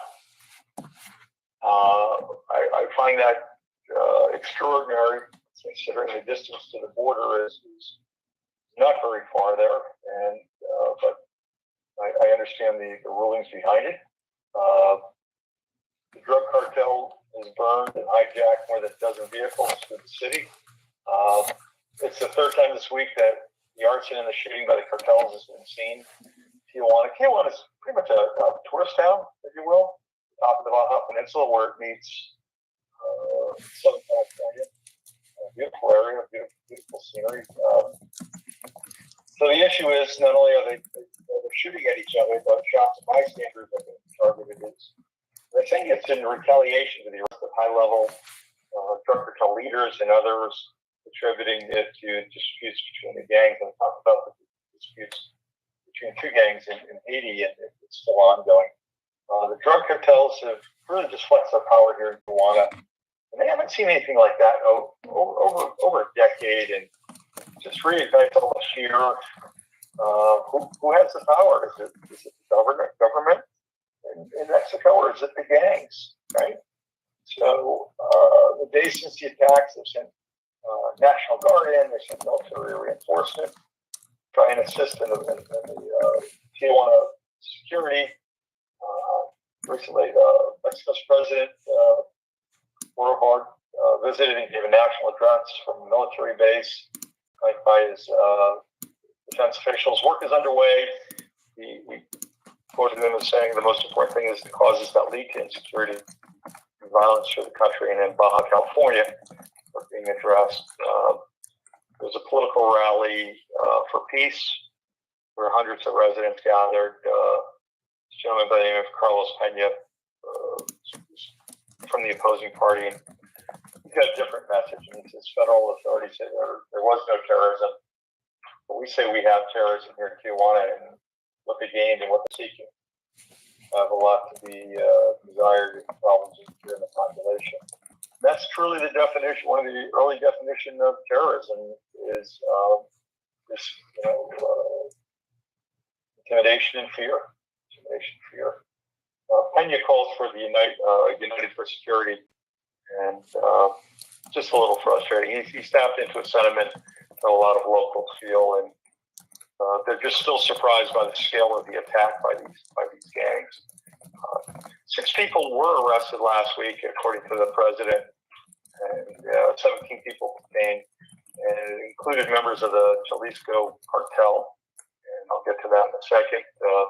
They're hoping that the arrests prove that they're in control and make people feel safe, but making an arrest, it's truly a hard sell. It really is. They are criminal groups. There's a security research center, U.S. Mexico Studies at University of California, San Diego. They've been tracking this with real-time data, and it just the perception that criminal groups have fire capacity to effectively confront the state is alarming, and we see that in Haiti as well. The ripple effect is it pushing more people across the border into the southern United States? Mm-hmm. Who's paying for that? We know. Yeah, we know. So very rhetorical, but very rhetorical. But this is where it goes. What's the effect in the United States? From problems in the drug cartels, and here it is. It's moving people. And basically, the head of the Security Research Center indicates it tells you a lot about how the population perceives the effectiveness of government, whether it's federal or local, in terms of the response to what's happening. Coming back to the Jalisco cartel, they're called the New Generation Cartel, or CJNG. They used to be known as the Zetas, Los Manos Zetas. They're kind of a semi-militarized Mexican criminal group based out of Jalisco, and it's headed by this one guy. His last name is Cervantes, and he's one of I'm going to go with, he's probably one of the world's most wanted drug lords. He just runs this thing out, and the cartel has been characterized for a long time, including the UC study group, Terrorism for Terrorism group, STARS group, all over the world, and they've been characterized by their aggressive use of extreme violence in its public relations campaigns. And although they're particularly known for diversifying into drug trafficking, they're not above stealing crude oil to make it profitable, right? Mm-hmm. So just take over the crude oil, and we'll take that container ship. Thank you. Kind of one of the weird things from the past is they've been noted for cannibalizing some of its victims during the training of new sicarios for cartel members, and also using drones to attack their enemies. United States federal prosecutors have said operatives of the cartel have been trying to buy belt-fed M60 machine guns in the United States, and was brought down a Mexican military helicopter with a rocket propelled grenade launcher. So they fear apparently very little. The mayor of Tijuana, she understands it, and they're trying to take the cues from looking back. Where's it heading? Where's it heading? And ultimately, where we know it's heading is pushing people from the Central and South America area, Brazil, Venezuela, and others into the United States of America. We're seeing a large number jump, not South American or Central American people crossing, but they're actually coming from Russia, Poland, and countries that have been taking refugees in, and now giving them the opportunity to continue on. But they're coming through Mexico and Central America as a pathway into the United States. Okay. There's some growing concerns not only for the support of these people, but who came through the gap or across the river and is really a most wanted person in another country, or what disease, or what are they carrying. It's very, very frustrating to those who work in trying to secure your nation's border. And this is where we're at. This is where we're at. It's rough. We're hoping to get the UN nuclear watchdog chief. We talked about him last week, Rafael Grossi. He thinks he's really close now that they've got the power plant back on. They can get in there. Again, they're still storing their military armored equipment. Those 5 trucks are still inside that facility, inside the building. And I don't know if they're going to move them out, but we'll see if they can look as they try that on. Hopefully they'll be able to just secure that facility and keep it operational, reduce the stress and the concerns for the nuclear accident, if you will. So that's awful. Somebody's giving me the swing look. It's coming. Get ready to. Perfect. Nobody wants the answer is nobody wants to be the country that steps over the line, Walter. Nobody wants to be World War III's Germany. That's basically it. I mean, yeah. I get it. But if they want stuff like, and I get the whole thing with China and the whole thing with America, and America owes China a lot of money. And if China steps over the line, they're probably not going to get paid back. And China wants all the resources. Are the resources worth more than what America owes them? Maybe, maybe not in the long run. I get it. But what I see is this: all these countries are tiptoeing around what they actually want to do. And all they need is one little country to go ahead and just throw, some missile somewhere that starts some crap, and all of a sudden we're off. And from my perspective, the problem I see right now is that we are low on military applicants. We are low on we're about to kick, a certain percentage of, these individuals out of the military in total. So, because of the whole COVID vaccination situation. So from my perspective, I am worried. I see the nation in a very precarious, I see it in a negative downward fall when it comes to its military. And one of the things you want to be the strongest when it can be during a potential World War III scenario is obviously an extremely strong, Navy, and an extremely strong Marine group and Air Force. And what I'm seeing are basically the weakening of every single branch.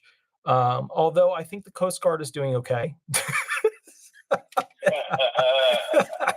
You got to support them boaters.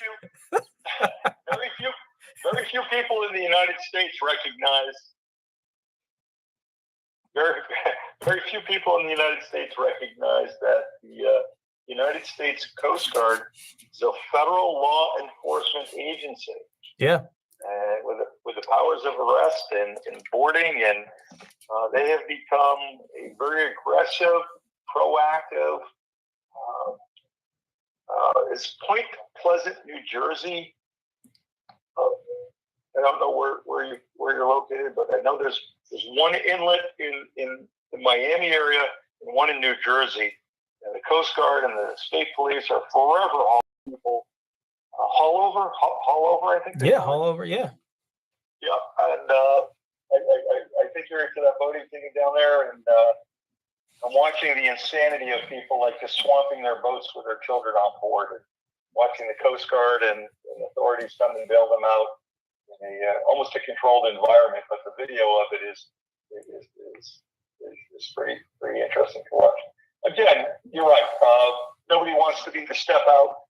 Nobody wants to take the global economy or the responsibility. Nobody wants to be the causation of World War I, World War II.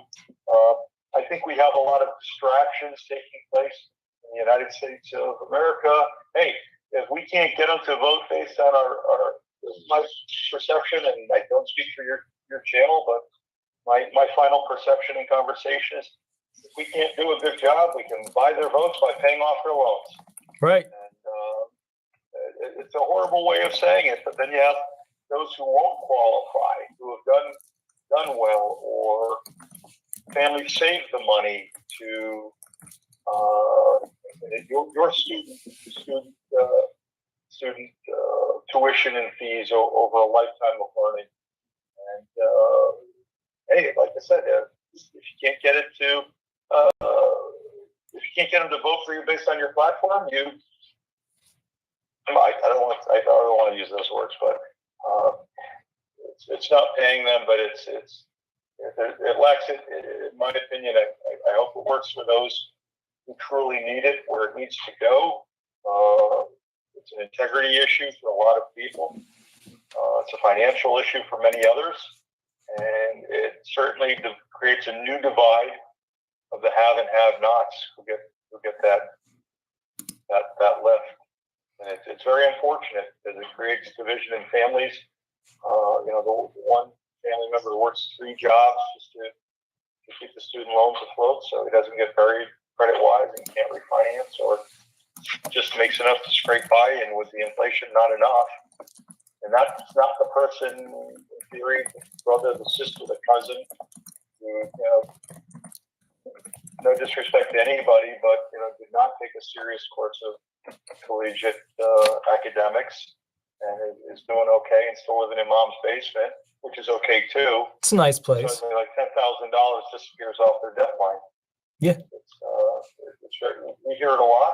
I hear it here from both the interns, and they're frustrated. They're very frustrated.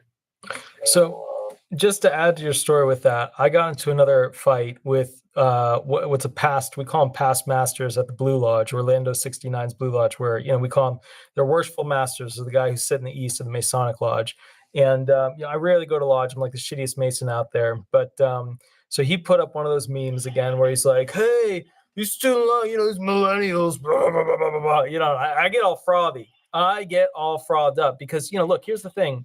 If it was a reasonable loan, if it wasn't a loan sharky thing where they literally bring you in and sign you up so that you can be part of getting an education, if it wasn't where you were sitting there figuring out, can I have a future, can I not? And if it wasn't one of these things where they overcharge significantly, like my student loans, if I was born in the 1950s, would have probably been around $80,000. My student loans born when I was 1986 are $500,000.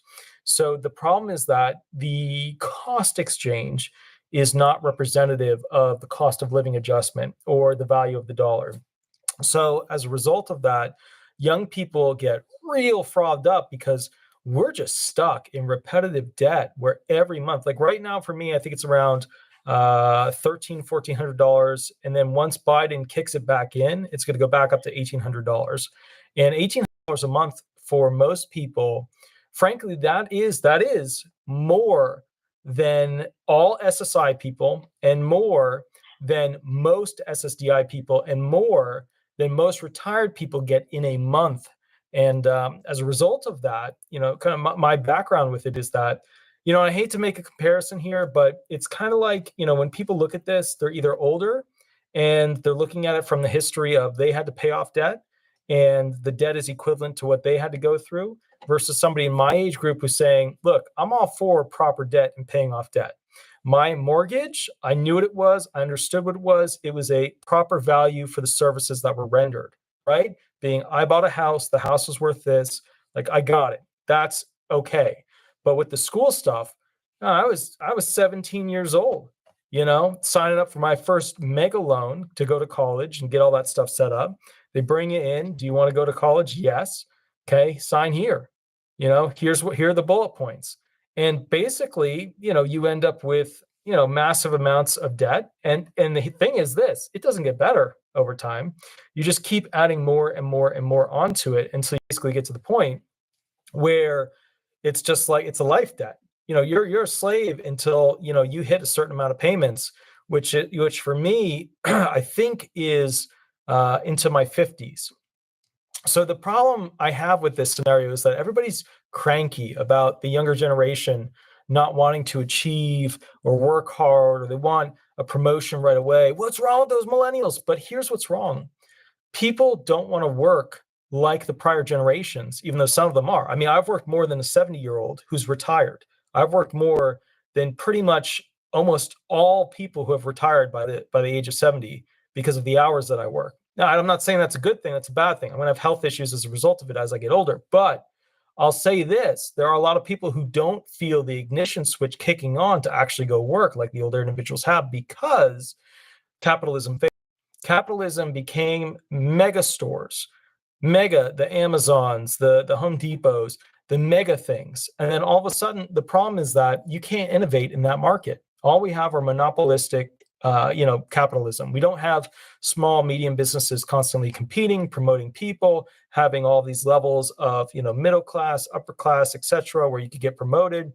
All we've got now are basically a bunch of the bottom level associates, supervisors, managers, and then a very small crust for one company that handles pretty much everything with no competitors of the executives, which we can never tap into.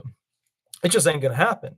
So one of the big things that I always point out to people is people don't want to work to achieve when they know that they can't achieve. And that's one of the problems, failed capitalism. The other issue is that people don't have the safety and security of the value of the dollar to purchase or have in reserve, to have a better life, whether it's they're into saving and they want to have a lot of saved, or they throw it into an investment like a home that they can borrow against.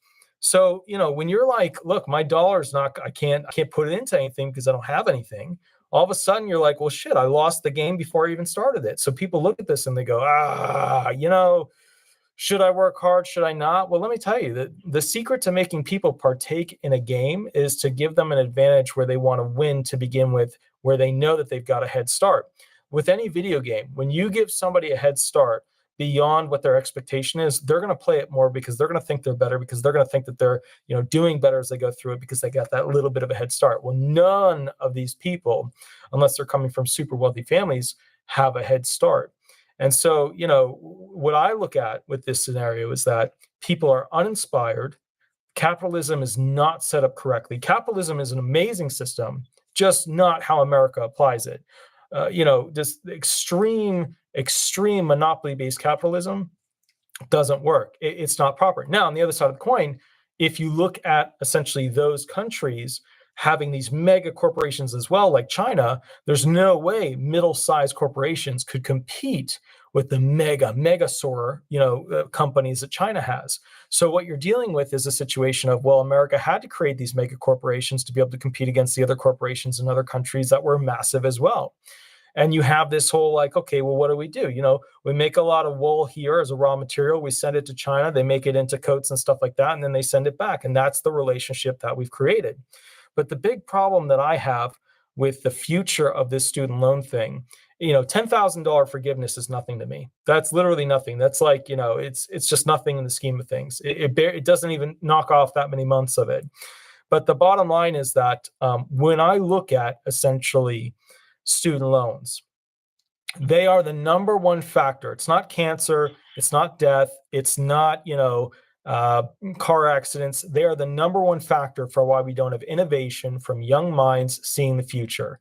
And that's a problem because your generation was less held down by essentially these financial burdens. Now, things were tougher. You didn't have advanced computers.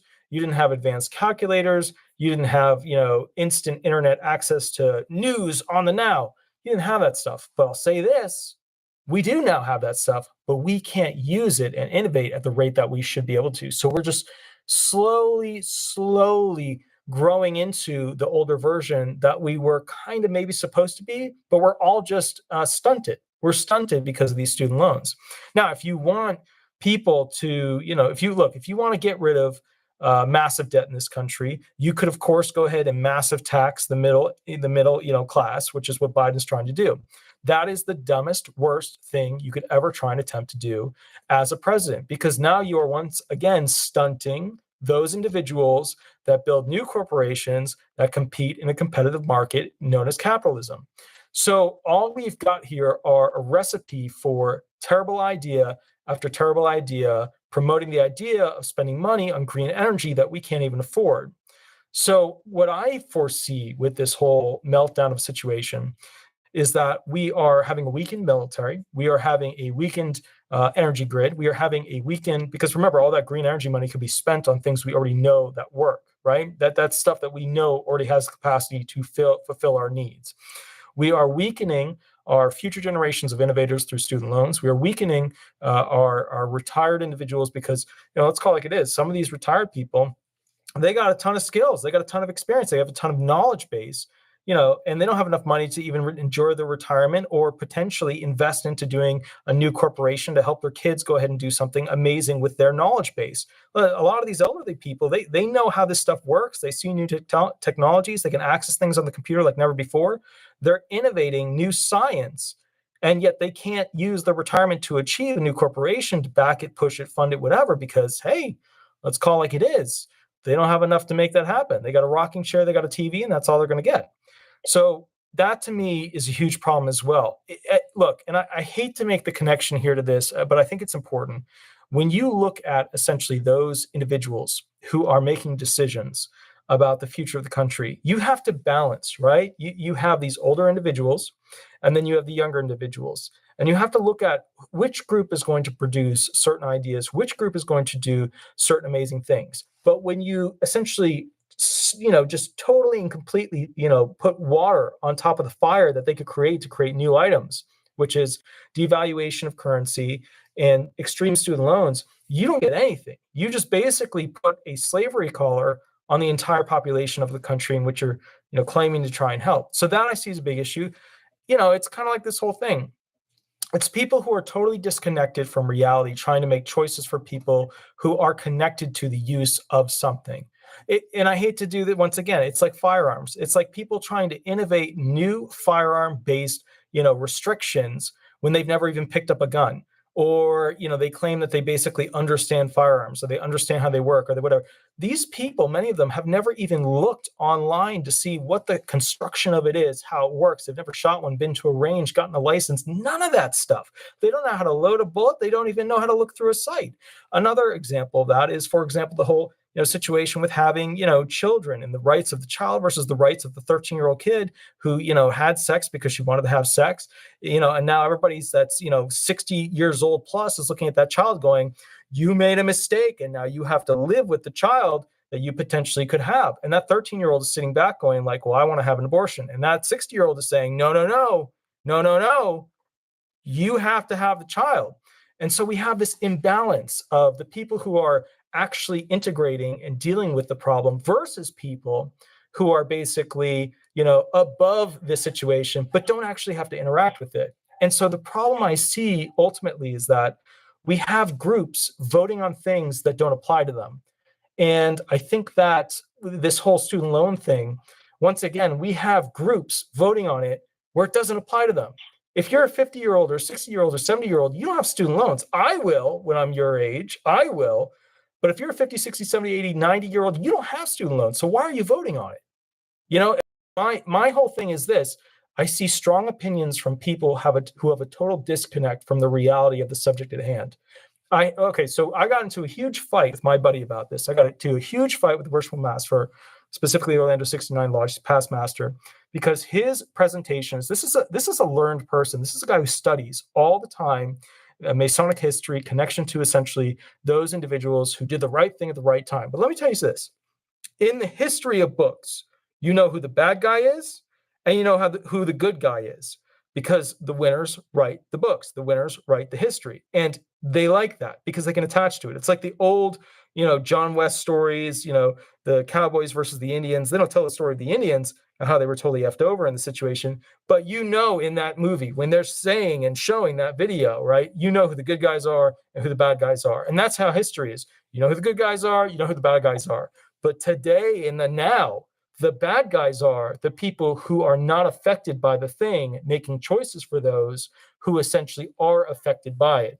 And that's my problem. If you have rights and you have freedoms, you cannot let people who are not connected to them, in a direct manner. They could be like, oh God, I'm so affected by people not having to pay student loans. Oh, it makes me feel so terrible on the inside because, I had to pay them off, or I saved up and had to pay them off. Fine. If you paid them off within a certain amount of time, or you did something, have a file and application process to go ahead and refund or reassist or whatever. Fine. Have a program. But the bottom line is, if somebody has nothing to do with it, other than the fact that they emotionally, morally, they don't respect the choice, they don't agree with it, right? Other than basically having something like that connection to it, but having no actual connection to the monthly amount, to the direct connection of it affecting them on a daily basis. There's no 50, 60, 70, 80, 90-year-olds who are going to their checkbook and taking their entire retirement and paying it to student loans. There ain't none. Right? It's just not happening. I mean, maybe you have some kid that the parent is paying the student loans on, but bottom line, by and large, that ain't it. And I guarantee you that parent that's on retirement that has to pay for that kid, I guarantee you that they're sitting back going, let's forgive all the student loans. Let's get it done, because they don't have to pay for it. And here's the best part. Education has become absolutely and ridiculously overcomplicated for the focus and purpose of what it's trying to achieve, right? So a lot of people focus on you got to study to beat the test because the test lets you get to the next level. That's not the problem. The problem is we don't teach basic constitutional understandings, how we make products, how we innovate products. We don't teach any business stuff. You could have an MBA to even have the basics of understanding where a business goes, how to start one, what to do with it, how to do the financial sheets. I mean, you might get a SWOT analysis of strengths, weaknesses, opportunities, threats in a college environment, but it takes a master's to actually learn how to do anything that matters in a business environment. So the problem I run into is that, and I get a little, the problem I run into is that we have people, and I mean, this is how judges work too. It's judges who are disconnected from it, making decisions based on their ethical understanding of how things should be and the law.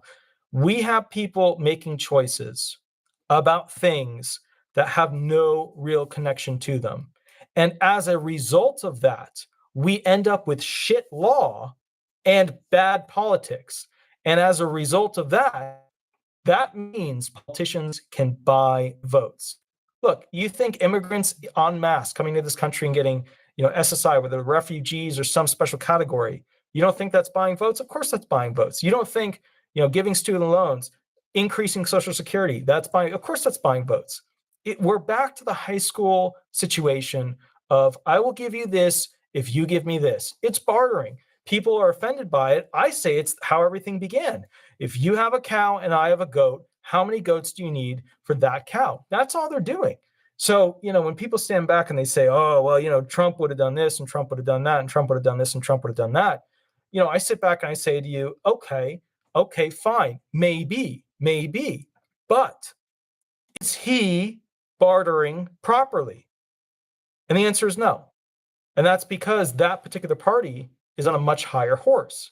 And that particular party usually has the financial landscape figured out more properly. But they don't barter well.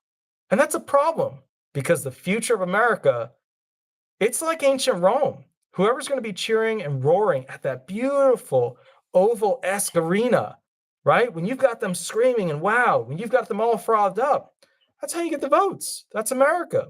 Now, look, it wasn't in the 80s, wasn't in the 90s, right? News stations would have opposing parties going at it.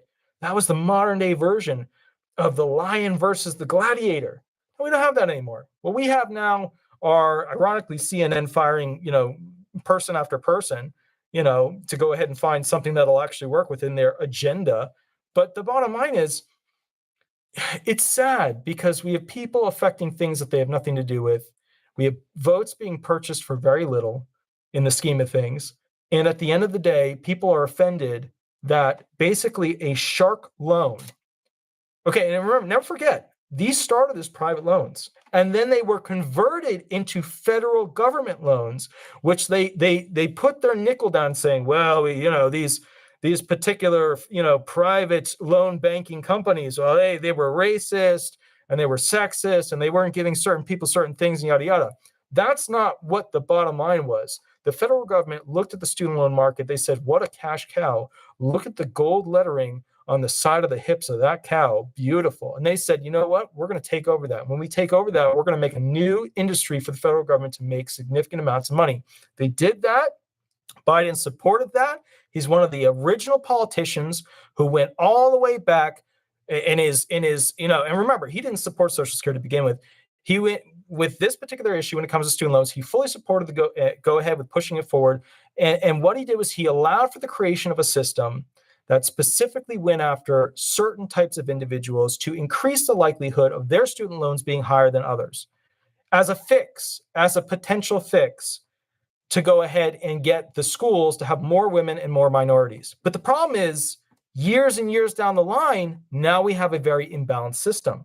And the imbalanced system has people being in a form of slavery, which is what they created, and they accept because they already have the money.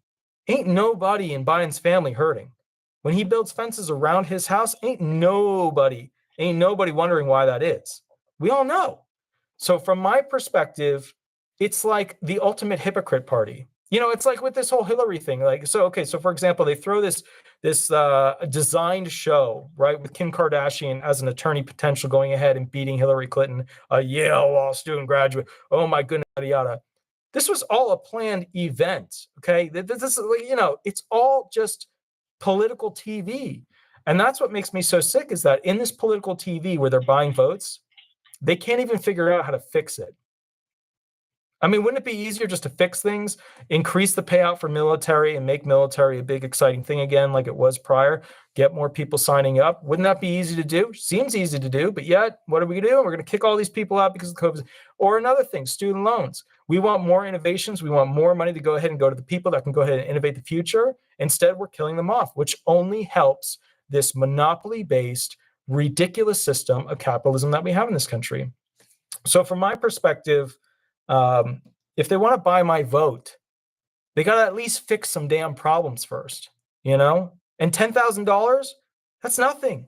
That is not a flea on the butt of an elephant. That's nothing for those who were screwed over the most by the system. And it wasn't minorities and women who screwed over people like me. It wasn't. It was people who have been in politics forever, which are the white elderly males who've been in there forever. And of course, there was one particular female, but I'm not going to mention her right now on the show. So anyways, that's my take on it.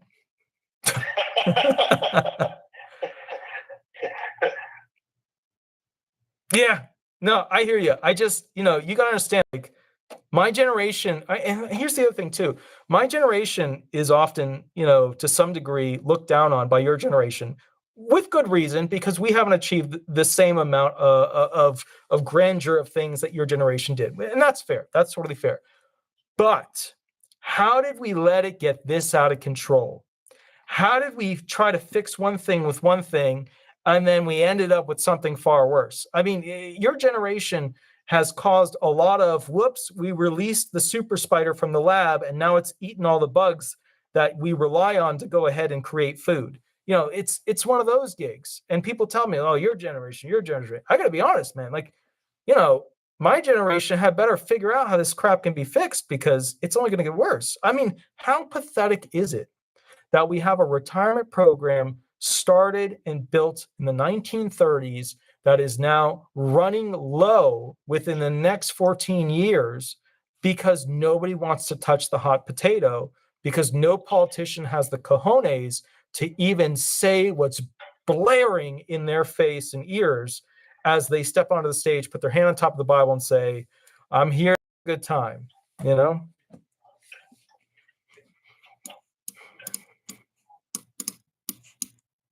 I guess, yeah. Part of that, Walter, is it's called kicking the can down the road. And they're good at it, so man. You don't have to touch it, and you can get everybody to look left while you kick the can to the right and continue down your path. I have heard in different arenas, in different parts of the world, where the question is, when do they start running for re-election? The day after they get elected. Yeah.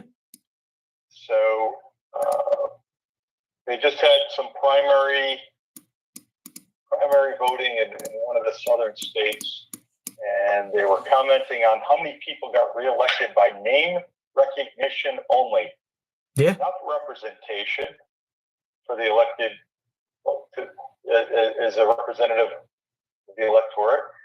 What they were actually doing is, oh, that name looks familiar to me. I'll vote for that person again. Yep. And sadly, this is why it continues in a lot of parts of the world, is either that or corruption or a combination of both, or lack of, or commitment. There's certain people who our group keeps an eye on, and as one person in the United States pops up, they're the one just above or just below them comes off the radar and is not seen or heard from for a period of time, a week or two, and then suddenly they pop up again, and the other one disappears. Well, but in Russia, they don't pop up again. Well, they do. They pop up on the Russian front, catch a bullet, and now they're a war hero. They just don't make it home. True. Yeah. So it's. I don't know what words inspired you to share that with us. I do understand that you feel vehemently, and I will say before we drop off that the interns, Jessica and Adam, wanted me to recognize shout-outs for people who are on board with you tonight. Joe Finley for his time in the United States Navy, serving out of San Diego, California. Walter Scott for his, as Jessica, Walter Scott, Western Michigan, for his service to the United States Coast Guard, and an entire shop here said Mary Multiple for trying to design DIY her own Faraday cage. So those are the three big shout outs from your folks who are on board tonight, from the team and the interns here. We thank you for your time. It is, and thank you for sharing your thoughts with us. They are hugely valued, absolutely hugely valued. We're hoping we can offer some insight into things we may have missed or walked past in the course of the last days. Again, take care of your pets. Make sure you're ready to go.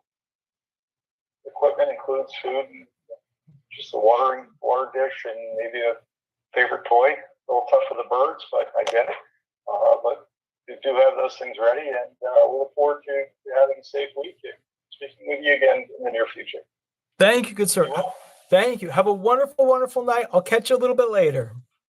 Very good, sir. Be well. Thank you. Bye-bye. So, guys, one of the things, I kind of went on a rant there, and I'm sorry. But, like, here's the thing. I have been, all right, look, I'm going to tell you something. I have secretly gone to political meetings for the left, the blues, and the reds, the rights. And I've gotten into not heated, but warm discussions at both of them. So here's my argument with the situation as it boils down. And I know a lot of people that went this way or that way, and that's totally fine. I support whoever you want to vote for. Do it. Go for it. The right side, in this basic subliminal message of going back to either the Christian origin or the farm origin, that shit is never coming back. It is never coming back in the sense for the modern generation. It's just not. The oak tables for Sunday dinner, the going to church every Sunday, it's just not coming back in the sense of what it was. It's not. If it did, I have no idea if it would actually fix things, but nobody's going to join that club in a large enough manner for it to be a metric that we can measure properly. On the left side, the arguments of essentially, how we go ahead and modernize America. It's going to take a lot more money than people realize. And all these people promoting the Biden agenda, I have a little bit of a disconnect with what a Democrat is. To me, Biden is not a Democrat. To me, Biden is something very different than a Democrat. Bill Mayer, I think, is a Democrat. I think he's an awesome Democrat. I think he's incredible. Biden is not a Democrat. He's something totally else. Just like how Trump was not a true Republican. It's totally something different. And so what we have are people leading these parties that are not representative of what these parties are supposed to be. So the problem I have is that in order for the left to get what they want, we need more money. And in order for the right to get what they want, we need basically more people to understand the financial landscape of how things make more money in society. We need America to make a lot of money to support our social programs. In order for America to be able to afford our social programs, we have to have a strong economy. So we need what these people have on the right side in order to achieve the payments for what these people want on the left side. And so I get really frustrated because the people on the right side try to integrate all of these other, what they consider to be ethical demands of them, right? What type of religion you're instituted into, what type of jobs you have that are respected, what type of life you live, and blah, blah, blah, blah, blah, to equate to financial success. And the left has been very good at showing us that you don't need many of those things to do that, right? These tech industries, they popped up as a result of not following the old standard model. In fact, a lot of you guys, and I bet many of you, have watched a YouTube video that showed you and taught you something new about how to make money that had nothing to do with the classic way of making money. Saving money in a bank is one of the worst things you can do as a human being in life.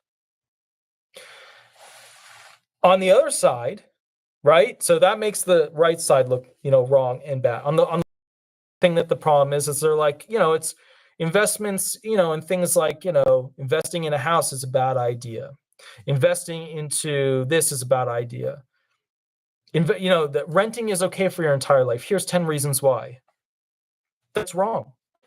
If you're not able to purchase into a house, then you are literally paying somebody for 4 walls and a roof that you have zero right to. And at any moment in time, when they want to raise it and they want to do something to change it, they can begin the process of it. You lose both freedom and control over your life by not owning property.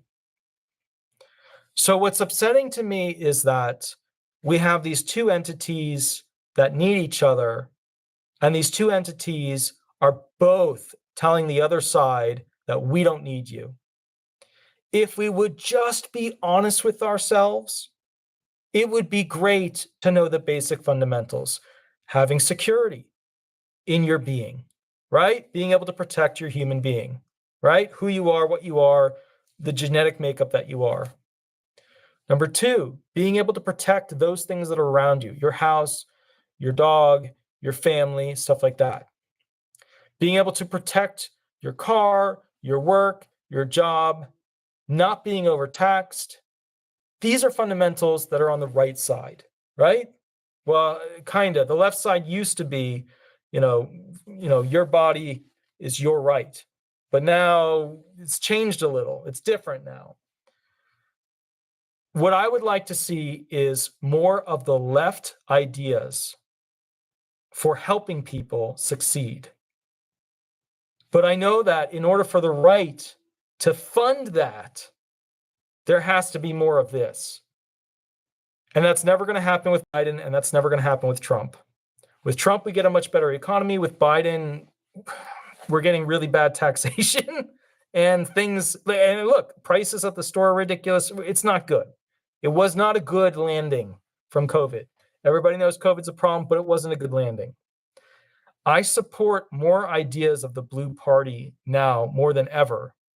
But I know that the current configuration that we have is not going to equate to getting us to where we need to be for what the blue party is actually about or was actually about.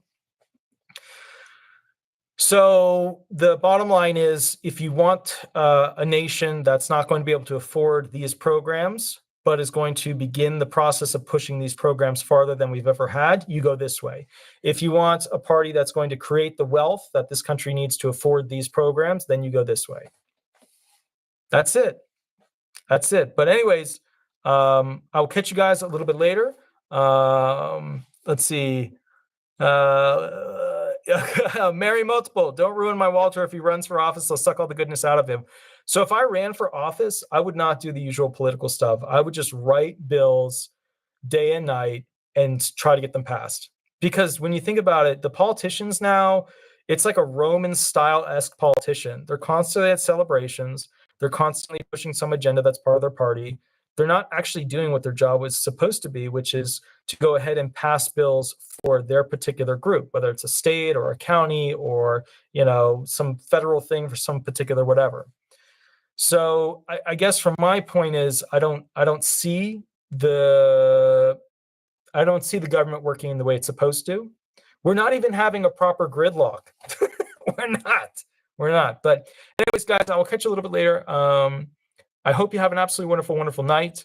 Who knows what my future will be? But I can promise you this. One of the things I really want to do is write law. And not stupid, like, you know, HOA crap. I mean fundamental rights. Do I personally believe that we should at some point move towards, you know, some sort of program where we have food for all, we have shelter for all? Yeah, you know why? Because that's where we're going. If we go to space, guess what? You can't send people into space without food or without shelter.